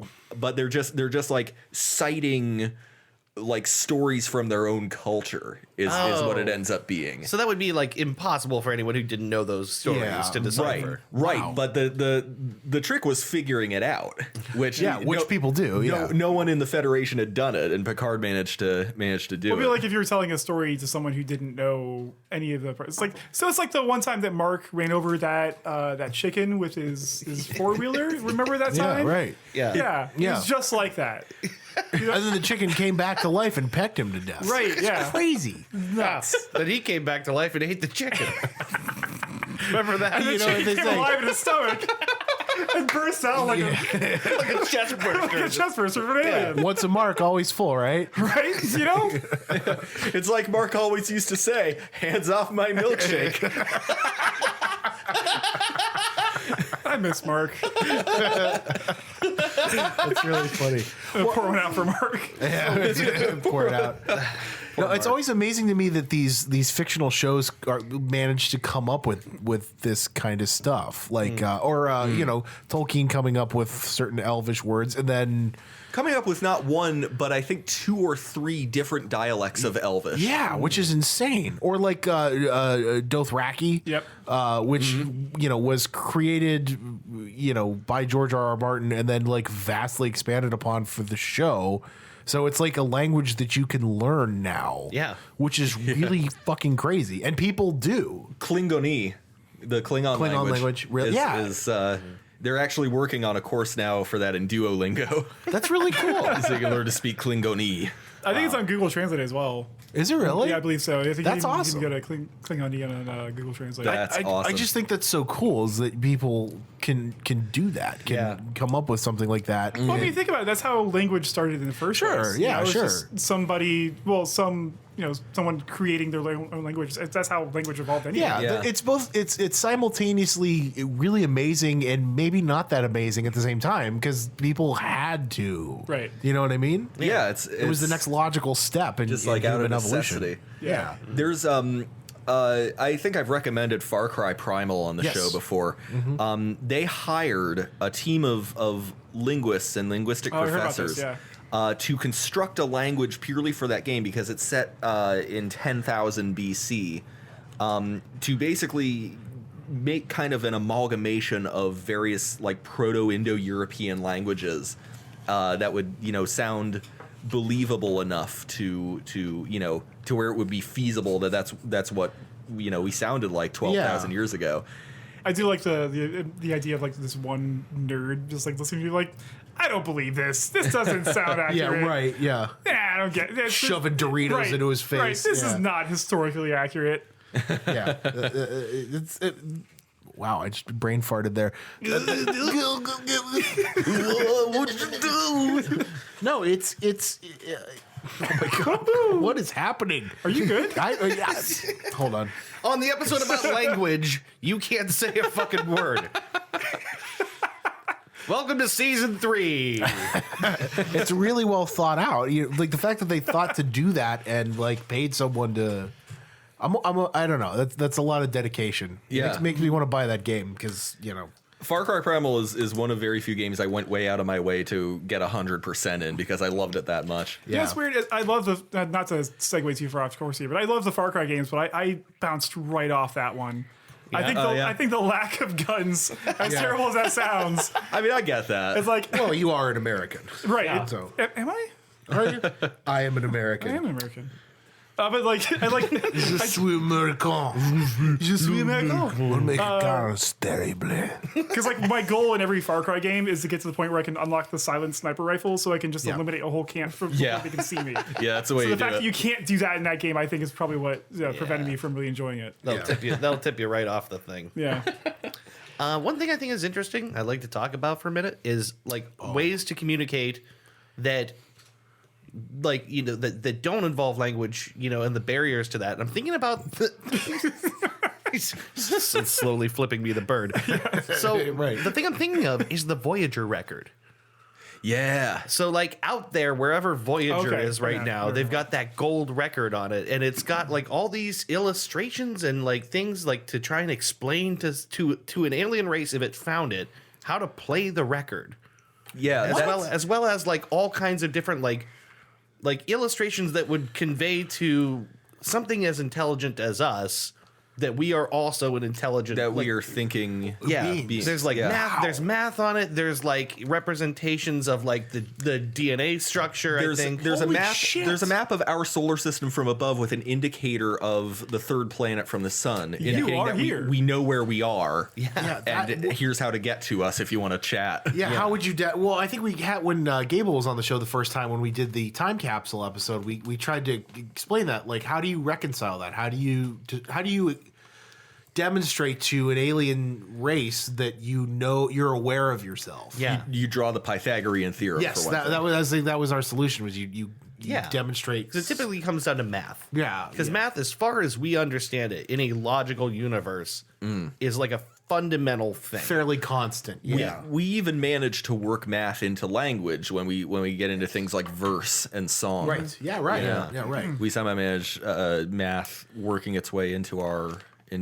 lexicon. Otherwise, everything would sound like Captain Beefheart. Thank God that didn't happen. Everybody, if you're listening at home, do yourself a favor and look up an album called Trout Head Mask by Captain Beefheart. Captain on, Beefheart. On the National Recording Registry as being culturally significant. Oh, yeah? This insane piece of what can barely be described as music. Yeah. I haven't listened to that. You've never listened to it? Nope. It's really. I'll play you a clip from Captain Beefheart, and Okay. we'll You know what's brilliant? trip out. Whoa. You know what's You right there? Yeah, it looks like my headphones are tangled up in here. Tangled. Oh, shocker! You're having headphone issues. Right. Yeah, right. At least I didn't rip them off my head and scream like normal. Yeah. you know what's you know what's brilliant too about including a record on the Voyager probe is that any civilization with technology advanced enough to travel through space is going to have the technology of like an electron microscope or something, and they'll be able to see what appear to be sound waves etched into the grooves of this thing. Yeah, like that. Yeah. They'll be able to tell this thing somehow plays sound, and they'll be able to make it happen. And there's pictographic illustrations on there of like how the thing is supposed to work and like how you extract sound from it. And I forget what's on it. Blind Willie I want to say Johnson, Blind Willie Johnson for sure is on there. blues singer who recorded several songs, died penniless, and was only rediscovered after his death. I think there's more, right? I mean, there's like a number of things on this record. Oh, there might be. Yeah. I just know that was a deliberate choice Yeah. made to include him on there. It's just interesting to think how you communicate with something that might not even think like you. Right. You know, like doesn't even necessarily have the same conception of reality that you do. Yeah, right. Yeah. Deep Space Nine plays with that a lot with the prophets, who don't experience time in a linear fashion. They experience everything past, present, and future That's simultaneously. the Slaughterhouse-5, the Tralfamadorians. Yeah, is the that right? Tralfamadorians, Yeah, right. shaped like plumbers' friends. Yes, this is really crazy. Also, the Aware of when exactly they're going to die. Yeah. And how. And they're fine with it. Yeah, they're fine with it. Yeah, they've forgiven the guy who's going to ruin everything. Yeah. also the aliens in Arrival. Same thing there. Yeah. Oh, yeah. It's a really cool idea. Yeah, it's neat. Yeah. I just keep thinking of the aliens discovering that record and be like, fucking hipsters. Oh man, their music is so bad. They're really old blues musicians, really? On vinyl. We got through that like 3,000 years ago. Travels like hundreds of thousands of light years to get on they- someone's desk where he goes, "That's it." Have these plebs not discovered Neutral Milk Hotel? Blind Willie Johnson's Discovered. actually there. Yeah, right. That's where he ended Oh, up. this sucks. This was just a demo. This isn't even my good shit. As far as like communicating in ways other than like verbally or written, I mean, it kind of counts because it is verbal. But I was watching a couple documentaries about kabuki theater not all that long ago, and one of the things that's really interesting to me is the fact that it uses a version of Japanese that is several centuries old, so even native speakers have a tough time understanding it. Yeah. Because it's also spoken in like a really high register, as though it's like being sung or plucked on a string. Yeah. So there's like these really weird inflections that don't typically happen in the course of normal conversation. Yeah. But the fact is that it doesn't really matter because the average Japanese person will know what story is being depicted just because it's such a part of the culture. Okay. It would be like if I got up and like started narrating in Beowulf era English and Old English. Yeah. You probably wouldn't be able to understand it, but if what's going on is a young child in a powdered wig chopping down a cherry tree, you'll know immediately what it is. Yeah, right. You know, Well, yeah, that's the thing. Like, when you listen to, and I recommend everybody who's listening to this do this. Go listen to the Canterbury Tales as read in the English of the time. It's barely decipherable, but if you speak modern English, you get the gist of it. You know what I mean? Like, it's enough that it's very flowery and it's very quick, but you can kind of decipher your way through it, which is Shakespeare does the same thing. They call it OP, original pronunciation, how Shakespeare would have been pronounced. OP, who is gay. OP. How it would have been read in Shakespeare's time, and it sounds a lot more rough and ragged. It was more of like it sounded more like sort of a blend of a lot of low to Midlands English accents. What we would know today. Most of Shakespeare was written for the common folk, so Right. it would make Yeah, it's kind of the weird thing that got like lost in time is that like everyone thinks Shakespeare is so like now it's so highly regarded. He wrote it for fucking schlubs rolling around and shit. Yeah, Right, exactly. Yeah, like it's most just of his plays were about like fucking and Fucking and murder. and fucking. Yeah, Much Ado About Nothing. It's literally a pussy joke. Yeah. Yeah. Yep. Yeah, I remember that. I can't remember where I heard that. Much ado about humping. Yeah. So But they, like nothing was slaying for a vagina. Yeah. So Well, it's like, And then something for a penis. where there isn't a penis. Exactly. Yeah. Yeah. Right. something and nothing. Literally just freaking out over pussy. Yeah, right. Which goes back to what we were saying earlier about screaming into a vagina. Yeah, right. It's like poetry. It rhymes. It's sort of like poetry. They rhyme. I just think it's funny. It's going to be great. But yeah, no, Shakespeare, like our understanding of Shakespeare definitely changed a lot over time. Also, can I just say, not a big Shakespeare fan. Oh. Not a big Shakespeare fan. Had to go through like half of his works. Not a big Shakespeare fan. I Short like of it. King Lear and possibly Titus Andronica. I like it, but I feel like the comedies you need to have a much deeper appreciation for it than the tragedies are pretty straightforward for a modern audience to get. Yeah, sure. You understand why Macbeth is so chilling and Yeah, Taming of the Shrew is probably the most accessible of all his comedies because you can kind of, you know what I mean. I've never done that one. I'll have to. It kind of goes back to Much Ado About Nothing. Like a lot of the jokes rely on. It's all wordplay, and it's all like wordplay at that time. So unless you like do research on the slang of the time, some of the jokes will be lost on you. Yeah. So that's again like exactly what we were saying earlier. You need like scholarly help to get it. Yeah. You need like a glossary of like, all right, so this actually means that. Well, then, this is why that's funny. Well, and then by the time on, you explain the joke, it's not fun anymore. Well, then on the other hand, you get something like in Titus Andronicus with a line like "Villain, I have done thy mother." Right. Yeah. Right. Yeah. Yeah. Right. Kind of Nice. And who hasn't? Right. You know what I'm saying? Ooh, sorry. Well, character in question was a bit of a slut. Same. Yeah. Yeah. Wow, did we just stall? Anyway. No, I have one pulled up here because I wanted to talk about this. When I was in my 8th grade English class, again, I was in. I'm better than you all. I was in advanced English from I was in the smarty pants room. Thank you very much. From like 8th grade through high school, I was in the smart English class. I got straight A's. That's alpha in Greek. Yeah, which sucks because all my friends were in the dumb English class in like 10th grade. My friends were so much dumber than I was. They got to read like in the quote unquote dumb kid English class. They got to read like my favorite book ever, One Flew Over the Cuckoo's Nest. Oh, nice. They read Kerouac on the Road. They read Ginsberg. Like Wow. all good the shit. stuff that like you Lord of know, the Flies. yeah, right. All the stuff a 17-year-old pot smoker wants to read, I had to read the fucking Canterbury Tales. Yeah, so, right. like, you know what I mean? Well, it helps that you ended up liking it, Oh yeah, but it could have been a lot cooler. I did. Yeah, no. Most of the stuff, not to like shit on it. Like we read all of Beowulf. We read all of Grendel when I was in high school, and like cool. But you know, I want That's cool. That's That's cool. cool. I mean, it could be argued that the kids that are in that more advanced English class would actually seek out those other books. Correct. Like And I did. Yeah, right, exactly. and I So, did, like, if you weren't interested in that stuff, like the kids who are the dumb kids, yeah, right. they probably wouldn't seek that stuff out. Sure. So. I guess that's true because like the thing is you don't take you don't take any kind of creative writing or English degree in college if you haven't read Howl. You know what I mean? Like you got to go through Ginsberg, you got to go through those like all those period, 20s through 1960s, fiction pieces. So, yeah.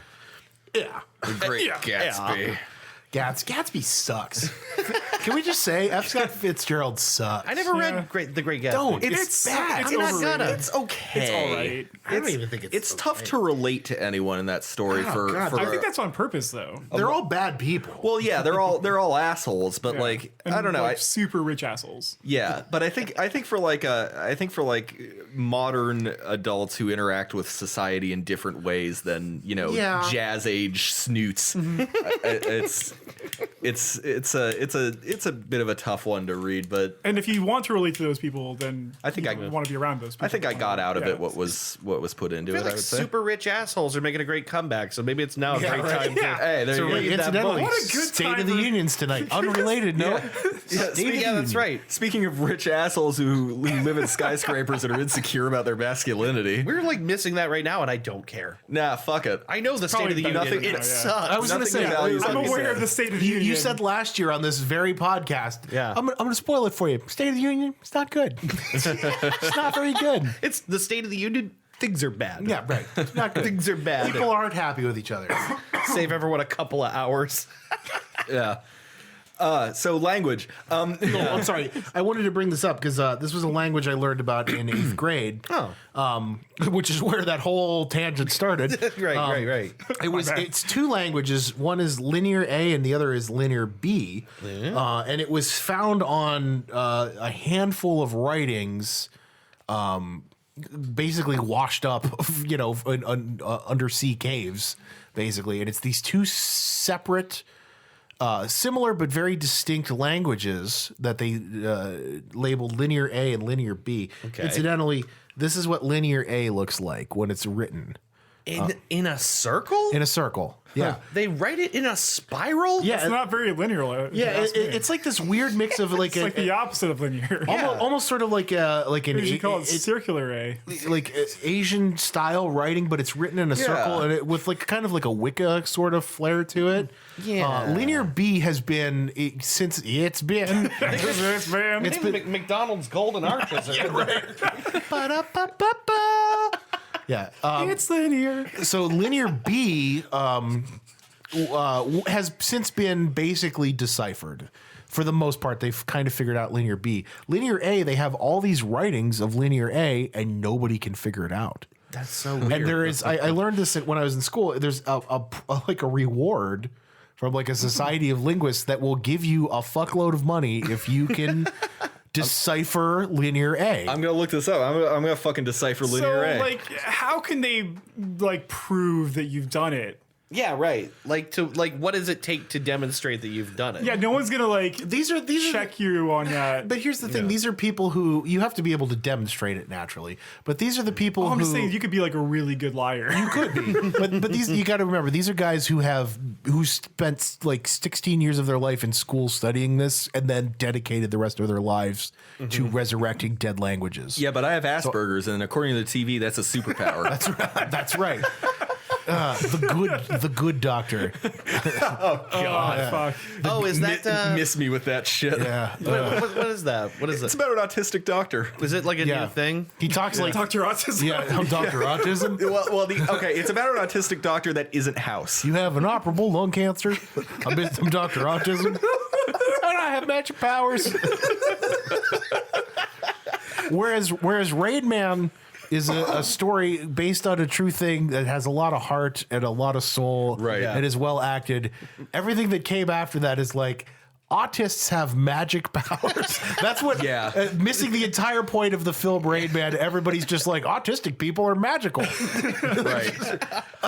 Yeah. Autism is magic. I've seen like maybe two like really true to life depictions of autism. Yeah. In history, one is Rain Man. The other is an episode of House where his patient is an autistic child. Right. That's actually, that makes me feel good that House got it right. That's a good show. House did get it right. was a good show. They also posited in that episode that House has Asperger's. Yes, because right. he was upset about his bloodstained carpet getting torn up and replaced. Yeah. Oh, okay. And it was being a real big asshole to everyone about it. Right. Wow. Yeah.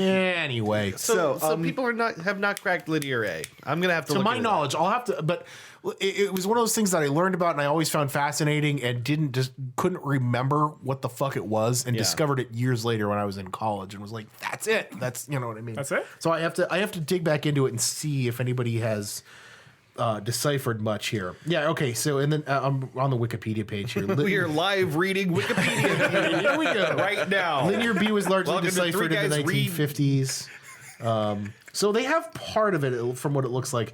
Linear A was the primary script used in palace and religious writings in the Minoan civilization, 2500 to 1450 BC. Oh, so it's like Proto-Greek almost. yeah, sorta, yeah, Ugh. yeah. Holy shit! Is Greek. You should. It's all Men Greek to from me Greece. because the men are so greasy. Well, I mean, The no.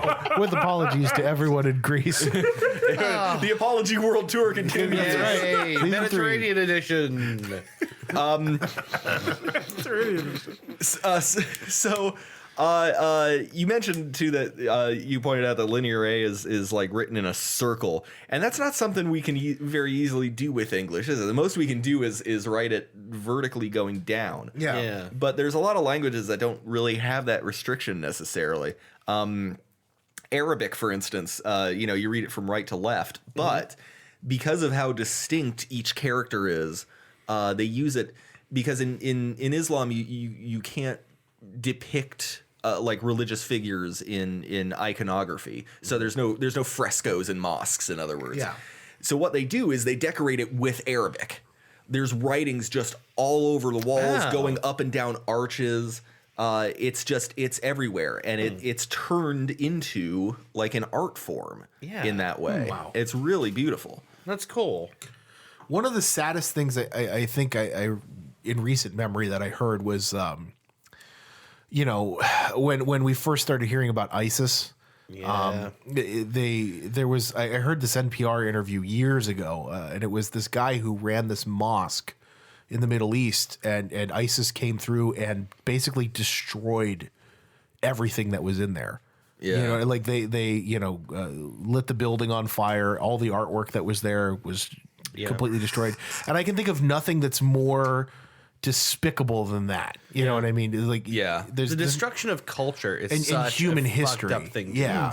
Yeah, it's something about, and the Nazis did the same thing in World War II. Yeah. And it's just, there's nothing that's more repulsive to me than the destruction of our yeah. culture and our human Yeah. history, Yeah.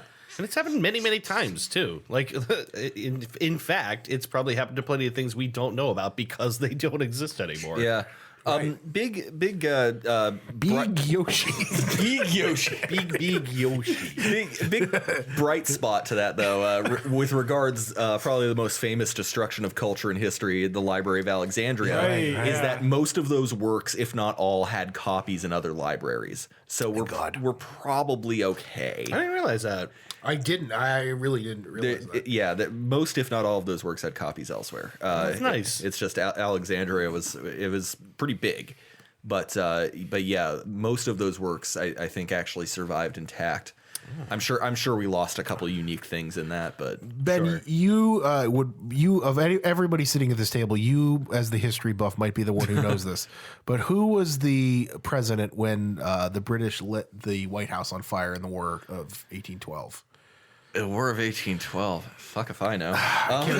So I just wanted to make an addendum to that because whoever the president was, that guy's wife is the one who saved the original copy of the Constitution and the Declaration of Independence. Oh, no shit. She saved the Bill of Rights. She saved the Declaration of Independence, and we have that now because everybody else was grabbing cutlery and like dishes and stuff that doesn't fucking matter. Yeah, right. But she's like, no, we should probably save this as the building is burning to the ground. Unbelievable. Yeah. This was fourth U.S. President James Madison. James Madison. His wife Dolly Madison. Dolly Madison. Let's give a quick shout out to Dolly Madison for saving the Declaration of And Independence. thus giving us a reason to make the National Treasure movie. Yes. Steel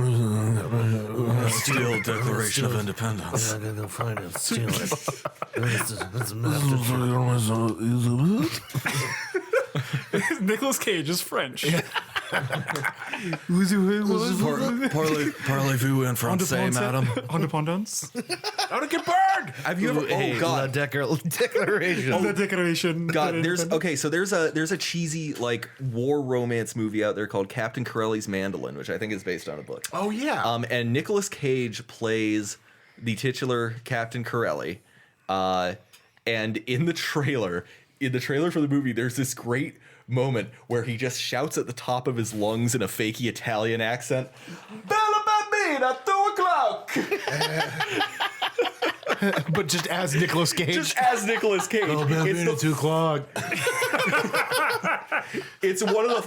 it completely breaks the mood of the trailer. It's one of the funniest things I've ever seen. That's amazing.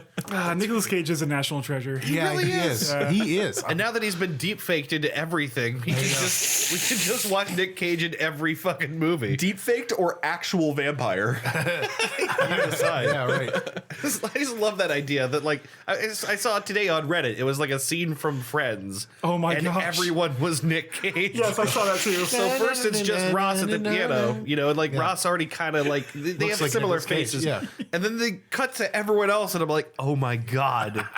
They're all Nick Cage. That's such a weird thing, though, isn't it? That like on the top 10 list of celebrities that have been deep faked, Nicolas Cage is probably in the top 3, and none of it is for pornography. Yeah, it's probably number one. Right, He's got to be the number sure one. right up there some with of it Nigel is. Thornberry. Some of it has to be. Smashing. The idea of Nick Cage banging Nick Cage. Oh, I'm so hard. It's so weird. Fuck Mexico. Wow. How did we get from language to Nick Cage Where Banging pounding himself in the butt? Was it in the a Chuck it's in Tingle the butt. story. Pounded in the butt by my own butt. Everybody look up Chuck Tingle and his works of His homoerotic tinglers. fiction. My favorite title of his, bar none, is Bigfoot Pirates Haunt My Balls. That sounds like a drill tweet. Yeah, right. Yeah. It does sound like There's like so many things going on in that. Yeah. Chuck Tingle is, for people who don't know, he self-publishes his own homoerotic fiction. And She calls Tinglers. Tinglers, yeah. And they're all like little novellas. And they have titles like Powdered in the Butt by My Own Butt and stuff like that. What's the one? Oppressed in the butt by my inclusive holiday coffee cups. Yeah. Yeah, Back when people were freaking out about red Starbucks cups. There's one that was pounded in the butt by my living billionaire jet plane. Wait, is the jet plane living? Brilliant. The jet Or plane is it is a living. living billionaire? Okay. It's All a right. billionaire jet plane. Okay. So the jet plane has $1 billion. Yeah. Yes. Yeah. Okay, He's a good. very successful person. It's seems also like it, yeah. it's anthropomorphic. I guess as if well. you were a Also, living jet plane, totally you would gay. be very successful. Its asshole In is whatever endeavor you have. is in the pilot's seat, I think. Oh, okay. Okay. Nice. Not Which is where I weird. would put it. but- No, hey, whatever. No, he also has a podcast where he gets celebrities to come on and read his Yeah. homoerotic fiction called "Pounded in the Butt" by My Own Podcast. It's so good. It is really good. Okay, so he's pretty self-aware about He it. is yeah. super Okay, good, self-aware good. of what Oh he's yeah, doing. this is all done in Tongue in cheek. the Pun intended. utmost His own jest. tongue in his own cheek. You know what I'm talking about. Yeah, I mean, we're getting to the point here. Have we have we anything? Have we anything to discuss Have further? we ever had anything? No, we have not. We're keeping the three dudes Bill of Rights. First rule: we will drink a beer, we will jack off, and we will go to bed. Yes. Rule number 2: we'll try and keep the episodes to 2 hours. So we're up to 2 on the dudes Bill of Rights. Yeah. You know, we here on You were the Three supposed Dude to Show. keep- I know. We here on the Three Dude Show. We've decided that for your listening pleasure, we're going to try and keep our episodes to under 2 hours, because no one should have to hear us talk about Nick Cage fucking himself in the ass for longer than 2 hours. You can envision it on your own. You don't need us to tell you what it would look like if Nicolas Cage suddenly sat on Nicolas Cage's face and analingus him within an inch of his life. Within an inch of his life. I don't know. Analingus? Yeah, analingus. He got his ass Tongued eaten. nearly to death in the butt. Nick Cage is Critically tongued. Nick Cage is so good at eating ass that he almost killed himself. His other form. Oh, sweet guys, I rolled like critically tongued. So anyway, we're gonna take a quick break. Yes, we are. We're gonna come back with some quick recommendations and talk about what we learned. If anything, And go make the pee fall out. Make people out. Fall out of my butthole. oh yeah. In every city, there are criminals that are so hard that they can't be gotten off. But there's one man who can get anyone off, as long as he's hard as they are. We now take you to Fanny Shake's prison for the criminally fucked up. February 6th, 2019, 8:64 a.m. Name and what are you here for? I'm here to see prisoner A210B. Can I ask why? I'm his counsel. I'm his defense counsel. Oh man, buddy, you got your work What? cut out for you. Well, hey, listen, buddy, I've gotten more men off than I can count. Oh, you're gonna have a real hard time getting this guy off. He's a hard one. I haven't met a man hard enough to crack me. Well, you don't understand. This guy is a surefire throbbing criminal. I'm just here to make sure he gets out of this hole. Well, he's gonna stay deep in this hole. If I have anything to say about it, he's gonna get pounded by the American justice system. Not if I do the pounding first. Let me in to see my client, please. All right. Prisoner A114B48. He's all yours, bud. Oh, God, I'm so glad Appreciate you're it. here. Oh my God. You gotta get me out of here. All right, listen. This isn't anything we haven't faced before. I just need to ask you a few questions, Yeah, get your sure. side of the story, and we'll build our defense from Whatever there. it takes. I need you to get me off so bad. I understand that. Listen, I have a long track record of getting men off. I think this is going to go down real easy. God, I hope so. All right. If I've ever needed to get off, it's right now. The first thing I need to ask you is, did you do it? Well, you know, it's kind of hard to say. You gotta be honest with me now. I know. I can't defend you if you're not honest with me. Oh, God, you're gonna make me say it in front of everybody, aren't you? This is a closed room. It's all to ourselves. Yeah, I'm not listening. What you say to me is completely and totally confidential. Totally confident. Okay, so yeah, maybe I did it. All right. Now, depending on how bad it is, we might be able to spin this. We might be able to just plead down. But let's talk about the details of the crime first. What prompted you to do it? Okay, so listen, I'm hanging out in my apartment. Mm-hmm. It's just me. I got me a nice hot pizza pie in the oven. A nice pizza pie, just for me, Absolutely. just for Big Boy. Pizza pie, just for me. Just for Big Boy, yes. Right? I get a knock on my door. It's my neighbor. Now my neighbor, he's always been jealous of my pizza pies. I see. It's just, you know how it is. You got Oh. a hot pizza pie just for you? Absolutely. Yeah. You enjoy a nice pizza pie, right? I love me a good So pizza he's pie. giving my pizza pie the eye, Yes. and I'm not liking it. No, sir. So I step out of the apartment, right? And we start there's kind of a scuffle in the hallway, and I might have thrown a few blows, and he might have thrown a few blows. We traded blows. We blew each other a lot. Like two men do. So next thing I know, he's on the ground. He's dead. And that's it. And it's all over a little pizza pie. Now, the crime scene photos that I've seen paint a very different story. I was afraid you were going to talk about this. Normally, a person when they just drop dead typically remains in one piece. Okay, you got me. You got me. What's the in between here? Can we go in between these events to slide right on in there? Really hammer down to the truth of the matter? All right, okay, so fine. Yes, maybe I did chop him in half. Maybe that was, incidental to the whole thing. I lost whole hours there, so I'm not really sure what happened. What exactly did you chop him in half with? My little pizza pie slicey. My little slicey guy for my pizza pie. Holy shit. So, yeah, I sliced the guy with my little slicey guy for my pizza pie. You sliced his entire body in half across the waist with a pizza cutter? I made that guy 2 parts of the same guy. How much time did you lose exactly? Because I can't see that taking... Hours, really. It takes a while, I think, to carefully and deliberately saw through bone with a pizza cutter, but I did it. Oh my god. Okay, well, I think we can spin this. I think we can say you, in a brief bout of insanity, mistook this man for a pizza. Oh, so I mistook that guy for my pizza pie. Clearly, in a bout of pizza-inspired passion, you mistook him for a pizza. Well, that makes a lot of sense. That explains where his feet went. How do you mean? Well, you didn't see that part of the photo, did you? No. So when I come to consciousness after all this, maybe both his feet are missing. And I think I ate them both. And maybe when that happened, the hallway was completely covered with shredded mozzarella.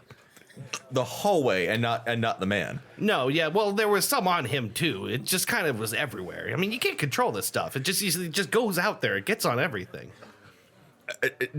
Now, I was offering a potential way to spin this to a jury. I didn't realize you may actually have treated him like a pizza. I did. I killed and ate a man. All right, well, we can still spin this. We can possibly argue that in your pizza frenzy, you blacked out. You blacked out. That's accurate. You didn't realize what you were doing when you were eating his feet. That sounds good. Yeah, that sounds good. That's nice. And I think it's going to be kind of a problem when they find all the DNA evidence, though. You mean from the saliva from eating?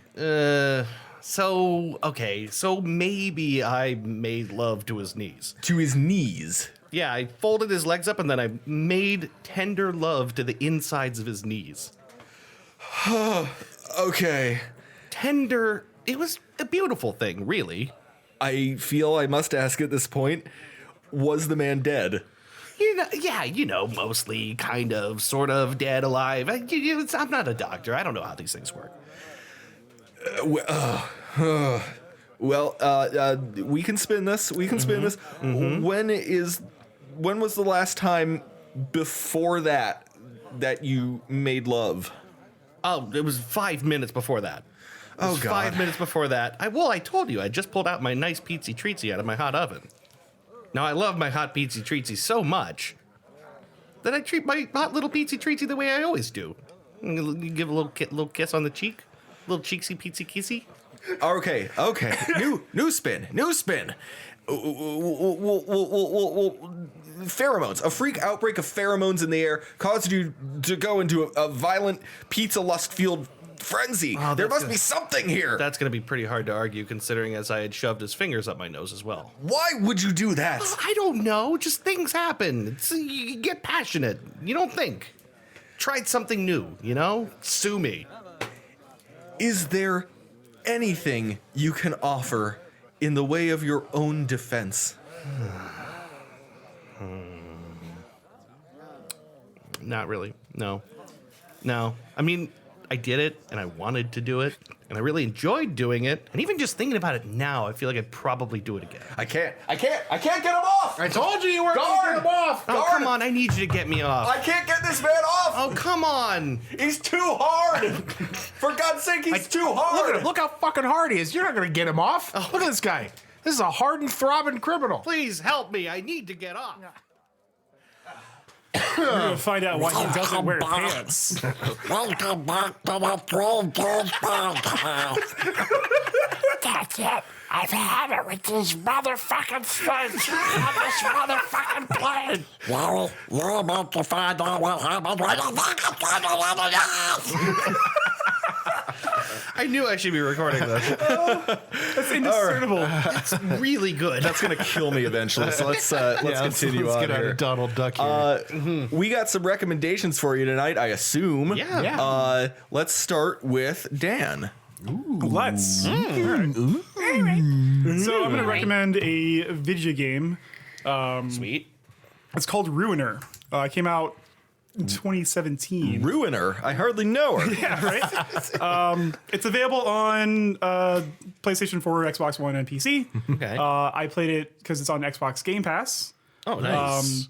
It is an isometric twin stick shooter / beat 'em up. Isometric exercise. It Can you join is cyberpunk, and it's kind of like a John Wick type story. me? Ooh, all right, I'm in. It's very cool. It has a really great aesthetic. Nice. It's also a pretty short game. It's only I beat it in like 4 hours on easy. There's like hard and harder difficulties as well. Sure. Hard, and then there's throbbing. There's hard and pre-abysm difficulty. There's hard, and then there's Nicolas Cage fucking himself in the ass. Right. Oh, you got to be careful. You're going to die if you. That's about as hard as it gets. Holy shit. Because I've heard it gets pretty hard on like the harder difficulties. Like Yeah. one of the you always know it's going to be a hard game when one of the achievements is like die 100 times. Yeah. But I played it on easy, and it was pretty it was still fun. But I do like having the easy option because I just like getting through something. When I don't have a lot of time. Right, yeah. Oh, Morty. But it's really cool. Like, basically, not to spoil anything, but your main character is an assassin who, like, the first level, you're like making your way through this like nightclub called Heaven. I'm sorry, Bo, can you like, Go lay down. Oh, everybody. John, can you like fuck off? Yeah, sorry. He's like headbutting the entire Yeah. studio. I literally just unplugged my monitor. Oh shit! Dave's dog has a coat of shame on right now, and he's just. You might have to like plug it halfway in to get both. yeah. It's such a pain in the ass. Yeah, I'm such a working pain it. in I'm the working it ass. right now. Just gotta God damn get it, the right dog. way. Okay. And Yeah, there you go. Get it in there. Great podcast. this is the best. Start of season 3. Guys, like how gotta finesse professional it. we Okay, are. okay, we're there. There we All go. right, we're good. We got there. We got there. She yeah, didn't get there, anyway. but we got there. No, you play as an assassin, and like because it's cyberpunk. Everyone has like cybernetic enhancements. Yeah. And your character basically has like a full face helmet that covers the face. It's a full face It's helmet. a face helmet, and it covers the face. It covers the groin. But like you basically you get hacked by somebody that like it tells you to assassinate the wrong person, and then somebody else hacks that, and then you go on to, like basically a revenge quest to find out why you were told to kill the wrong person, and then like your brother is being held by someone and things like that. But it's actually a pretty well told story for like what's essentially just a violent action game. It sounds cool. It's very, very cool. I definitely recommend it. It's like $15 normally. I think I just looked it up. It's on sale on Steam right now for like $8, or if you have Xbox Game Pass, it's free on there. There we go. But I really like games where you can finish it in one sitting because I do like I was telling Dave earlier, I do like jumping from game to game usually. So if there's a game I can kind of sit down and finish all at once, that's pretty cool for me. But there's also like other stuff you can do. Like there's a like a combat arena. So after you finish the story, you just like, because the combat is very visceral, very fun. You can pick up like different types of guns and different melee weapons and things like that.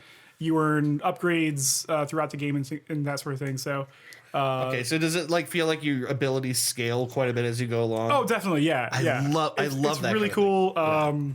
There's a lot of interesting lore and things like that. So after every level, you go to like this hub world basically, and you can do a couple other side quests and things like that. And it's neat. I would check it out. What's it called again? Ruiner. Ruiner. Ruiner. Nice. It's developed by a Polish developer. Oh, okay. I'm looking it up right now. What if that was just the name of their studio? Polish developers. New game from a Polish developer.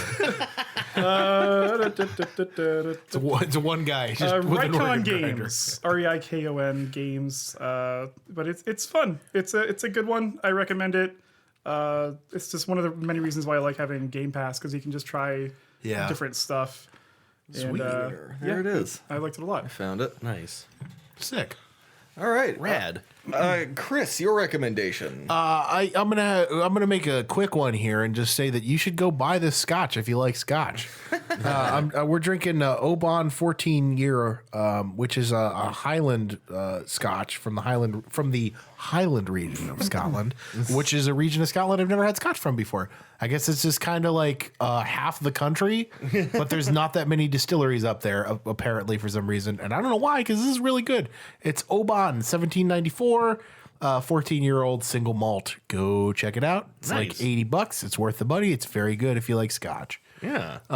Second recommendation. I'm going to recommend an album that I listened to last month and I've listened to about a dozen times already by an artist named Julia Holter. The album's called Have You in My Wilderness. It was released about 4 years ago. And the best way that I can describe this record is ear candy. Okay. It's unlike I listen to it top to bottom, and usually it takes me a couple songs before I start getting into the feel of the album. This album hooks you pretty immediately, and the best way I can describe it is that I just didn't know music could sound like this. Julia Holter, incidentally, What does that mean? it's hard to explain this sound. It's like I hate to stop you. No. Okay. So if you look at her Wikipedia page, I had to look her up. If you look at her Wikipedia page, the best description that I can find for her, someone described her as Baroque pop. Okay. Interesting. She incidentally has a doctorate in composition, like music composition. Okay. So like this record is basically recorded with her and like a small ensemble, basically. And she's able with 3 other musicians for most of this record to create some insane soundscapes and some really, really clever music. I don't know how else to explain it to you. I just have to play you a song. What sort of instrumentation are we talking about? Violin, saxophone at certain points. She's a keyboard player herself. Okay. Very distinct drumming. I can't describe it to you. I'm just gonna have to play you something when we get upstairs. Yeah. But I just the best way I can describe this album is I really didn't think music could sound this good and be this interesting. It's the first time in a long time I've been really surprised by music. Wow. There's a lot of stuff like in music theoretically speaking that I didn't expect. Okay. That certain parts of it are like really Bowie-esque, and the way she makes these musical changes and key changes. I can't just go listen to it. Julia Holter, Have You in My Wilderness, came out in 2015. The highlight track, the one I'm probably going to play for you guys, the one that I would say to start with if you want to get an idea for what this music sounds like, is called When the Sea Calls Me Home, or I think it's just called Sea Calls Me Home. Check it out. Really, really good. Really, really definitely worth a listen. I'm totally intrigued. Yeah, I'm trying to load it up on Spotify so I can add it, but Spotify for Android kind of sucks. Yeah. Well, you're describing something that like comes along once in a great while. Yeah. Which is something genuinely new.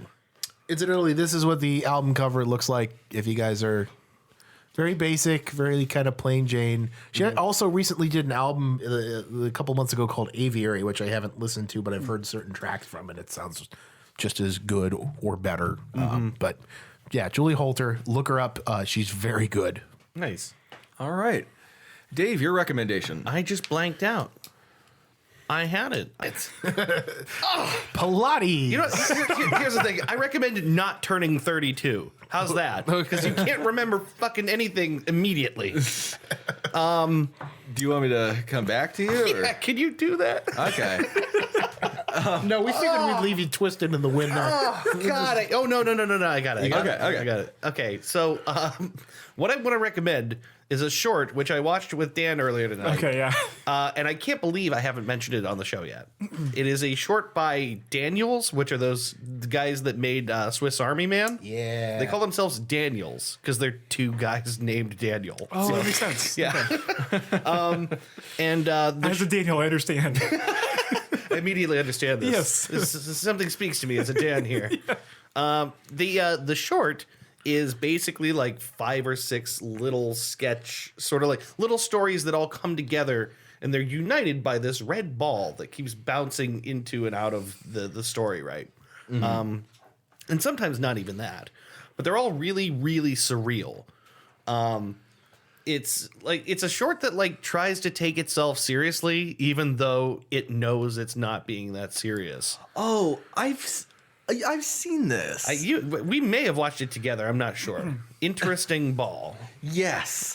Yes, I have seen it. I don't even want to say anything really about it because I just feel like it.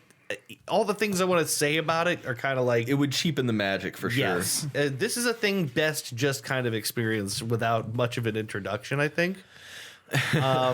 So check out Interesting Ball by Daniels. I think it's very funny. It's very strange. I've never seen anything else like it. I can definitely. Yeah, right. I mean, Yeah. it's like there's nothing I really. concur. There's nothing to compare it to exactly. Yeah, it's great. Like I really enjoyed it. Yeah. It's just not like anything else that exists in the world. So check out Interesting Ball. It's on YouTube. It's like 12 minutes. Just watch Yeah. it. All right. I've got one honest to goodness recommendation and one pretty short recommendation. The short one is Apex Legends. Just came out yesterday. Battle Royale. Right. Pretty fun. Makers of Titanfall 2. It's free on Origin. And also on. It's free. It's completely free. Oh, okay. That sounds like EA. I know, right? It took me by surprise too. There's also no real there's no pay to win shit because it's a battle royale. You know, if you get whatever weapons you happen to come across. Yeah. So there, it's free on Origin, Xbox, and PlayStation. It's again makers of Titanfall 2. So there's a lot of clambering over walls. There's a lot of running and shooting. A lot of future toys that you can use. There's different unique characters you can play as, and they've got different abilities. I played it. It was pretty fun.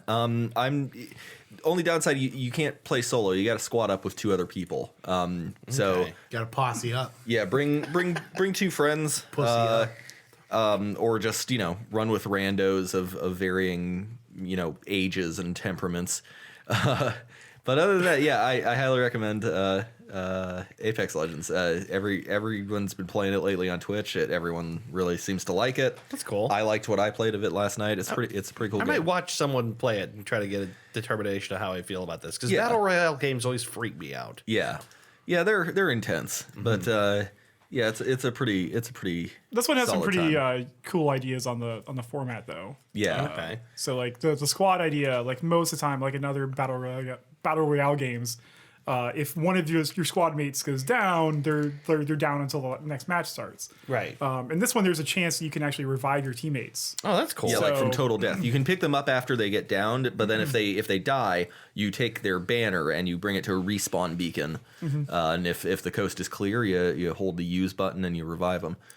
Press X to revive dead guys. Yeah. But it's a really good idea of like, because if you've ever played a battle royale game as a squad, like there's going to be that time where you're the unfortunate one who gets killed first, and then you're just sitting around for 45 minutes while Watching your teammates Exactly. play. Yeah. And then you're just like, well, what do I do for the next, however long? But Leave. right. But Right. this is a really good answer to that. It's like, okay, so you may be down, but you're not necessarily out. And I thought that was a really unique idea. Yeah. Also, like in any squad based battle royale game, like you have the chance to typically when you jump out of the whatever's dropping on the map, usually like you'll have the one guy who just goes off on his own, Yeah. and then he's the one who gets killed immediately. But in this one, like when you drop as a team. you're all together. Yeah, and you then, have a jump master. Yeah, and then that way, kind of make sure that you stay as a team, and then if you That's do, smart, yeah. it has some really good ideas behind it that I think are really unique. Yeah. The other recommendation, the honest to goodness one, is play Yakuza 0. It's a shitload of fun, and it keeps finding new and interesting ways to surprise me. That game seems very weird. Yeah. It's exceptionally weird. All I know about it is things like him sending us screenshots where there's a chicken that is a manager now of the real estate. Yes. Yeah, this is Or like a guy dancing in his underwear. Oh yeah, the dude did. So I found out that dude's name in game, no joke, is Walking Erection. And he is part of a side story where like there's different citizens of the game takes place across two cities. A very small block in Tokyo and a small block in Osaka. Mm-hmm.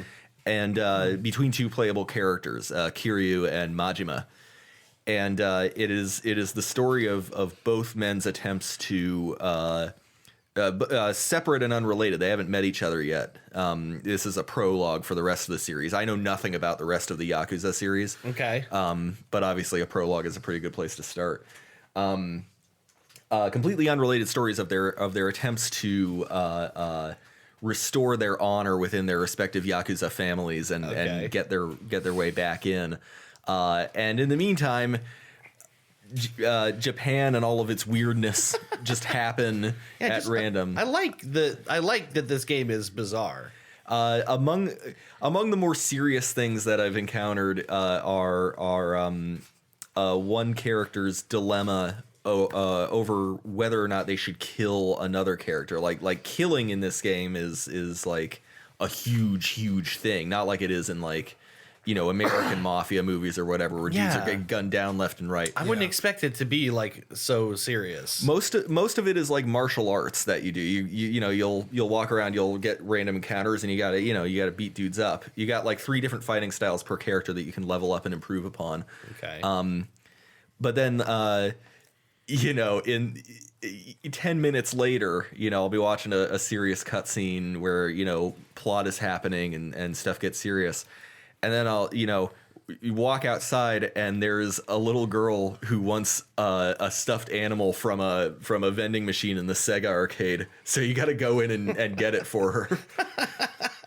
It's an interesting sort of Juxtaposition. yeah, right. Yeah. There's like a real breadth of experience. That's why we invented game. I was having this conversation with Trisha because she's been playing Kingdom Hearts 4, and I think that is a perfect 4.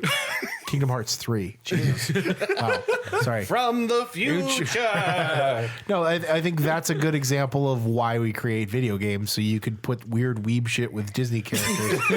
You know, but you know what I mean? Like that's it. You could do this like really serious Yakuza story, and then you could also have a chicken be your manager. Yeah. That's why we do video games. And then I showed you then the disco mini game too, right. where you know it's one player controlling each of the playable characters, you know, taking a break out to do some competitive disco dance. Why not? Yeah. There's karaoke. There's you can go to a telephone club where your character sits at a desk and waits for a call from a pretty single woman. And you got to play this like mini game where you shoot the right words to get her to go out on a date with you. It's really strange. Yeah, but everything Prehistoric Tinder. everything you do, and the more you do it, gets you completion points, and those completion points can unlock some pretty ridiculous stuff. Like the one I'm working towards right now is an upgrade that lets you sprint without ever getting tired ever. yeah. Which is like the top tier upgrade of that tree. Nice. Yeah, so you get completion points for doing everything. So there's really no reason not to do everything. Yeah. And it's set in the mid 80s. I'd never heard of a telephone club, and that's presumably why. Yeah, right. Well, also Japan. Also, Yeah, right. also Japan. Yeah. That's probably a thing in Japan more so than here. Yeah. Yeah, it's super cool. It's a lot of fun. It can be as grindy or as plot driven or what have you as you want it to be. But yeah, check it out. Yakuza 0. Nice. Really fun. Really good time. Sick. So what, if anything, have we learned from this I don't know. escapade? Not much. I don't know if I learned anything. I learned that John Candy has probably fully decomposed by now. I learned that Natalie. Definitely. I learned that Natalie absolutely would portmanteau. Nice. I learned I need to take a trip to the Tabasco state because that's a thing. Right. Yeah. Yeah. Oh yeah. I wrote free range prostates on here. Sorry, I forgot that field of old guys. Here at Amazons, we milk our prostates every morning. From opposites. Prostate milk, all organic. Prostate milk. Our elderly gentlemen are left out in the field all day. I love it. It's great. This is great. My wife never milked my prostate. Remember, when you want to reach up inside an asshole and find a walnut-shaped size of flesh, make it an Amazon's prostate. Artisans, why would you even? A Roger sick bastard. Yeah, a subsidiary of Roger Sick Bastard International. Oh, God. I wrote down, don't yell at my penis. That's still weird. I just love that idea. Yeah, just screaming at generals. People Please. like face level screaming People at me. If you know, if you know where I can find that fetish, I need to see that. I need it in my life. It probably exists. That must Oh, it exist. definitely exists. People yelling at genitals. BerateMyGenitals.com. Yeah, right. Wow, that's silly. You rate my taint. I wrote that some grudges are apparently worth killing an entire language over. Yeah, I wrote that on there too. I wrote not liking someone may or may not be a good reason to let a language die. Yeah, just like culture wiped out like that. Yeah, just because two guys don't like each other. It's amazing. I wrote down, somehow I still remember the Muzzy commercial. That is, yeah. That's Je weird. suis le jeune fille. Yeah. Not only do you remember the commercial, you remember what they say. Yeah. Right. These children are speaking French, and they're not French. They're American. These children are not fresh. They're rotten. They're fucking raw. It's raw. I wrote down linear A, not so linear. No. It turns out. Yeah, right. As yeah. it turns out. Kind of a shitty name for that, It's actually. spherical. The last thing I wrote on here is the sanctity and purity of your asshole is not worth dying over. I wrote down that Nick Cage is an analingus god. Yes. Yes. Nick Cage will tongue your asshole so good. lick your he'll asshole kill till you. you die. Kill you. Please don't. This sounds horrible. Is this an offer or a threat? Despite all my rage, I'm still just Nicolas Cage. I think that does it. Have we any more? No, I learned absolutely nothing. Yeah. Yeah. All right, cool. Yeah, Fair that's- enough. That's fair. Yeah. Yeah, nobody listens to this podcast for the intellectual discussion. They listen to it for things like Nicolas Cage eating his own ass to death. They listen, you say. They In quotes. listen. They listen. Fatal analingus. Fatal lingo. Fatal analingus. Fatal Angus. Fatal analingus. Oh god. All right, guys. Well, yeah. that about does it is for that this it? episode. That's it. That's it. We will catch you next time when On the flip side, Dave will be hosting. Daddy-O. That's right. It's mine next week. Yeah. Or next time. Next time. Or whatever. I don't know when we ever get to it. Whatever. 40 years from now. When the three dudes get together. If you don't die before then. That's true. The beginning of this year is conspiring to murder me. Yeah. Not only did I end up with pneumonia, but then I got hit at 45 miles an hour. So Yeah. I'm not sure I'm going to make it to next podcast. I'm waiting for lightning next. And you still have to look forward to whatever we do on St. Patrick's Day. Yeah, that's right. Yeah. St. Patty's. There's no sports to watch in the morning, so we have literally nothing to get up for the next day. It's going to be wonderful. Yeah. Yes. Oh it is. yeah. But yeah, I guess we'll see you next time. Yeah. Have a good one, folks. Or don't. You know, or don't. live your life. Let's see if I give a shit. Right, fuck off. We're not doing this for you. We've said it many times. You know what? I hope you fucking get it. Yeah, right. even say it. I'm right. You know what? I think we have our third line for the Three Dudes Bill of Rights. Yeah, what? Well, actually, we should probably go number one. We're gonna eat a beer, or we're gonna eat a beer. Eat a whole beer. We're gonna drink a beer, Eat a tall beer. drack off, and go to bed. Drack off? Drack off. Drug off. Line Drug two. off. Line two. The Second Amendment of the Dudes Bill of Rights is we're not doing this for you. And line three is we're gonna try and keep it under 2 hours. We're not doing this for you. Yeah. That sounds about right. All right. All right. All right. We'll see you next week. All right. Adios. Bye.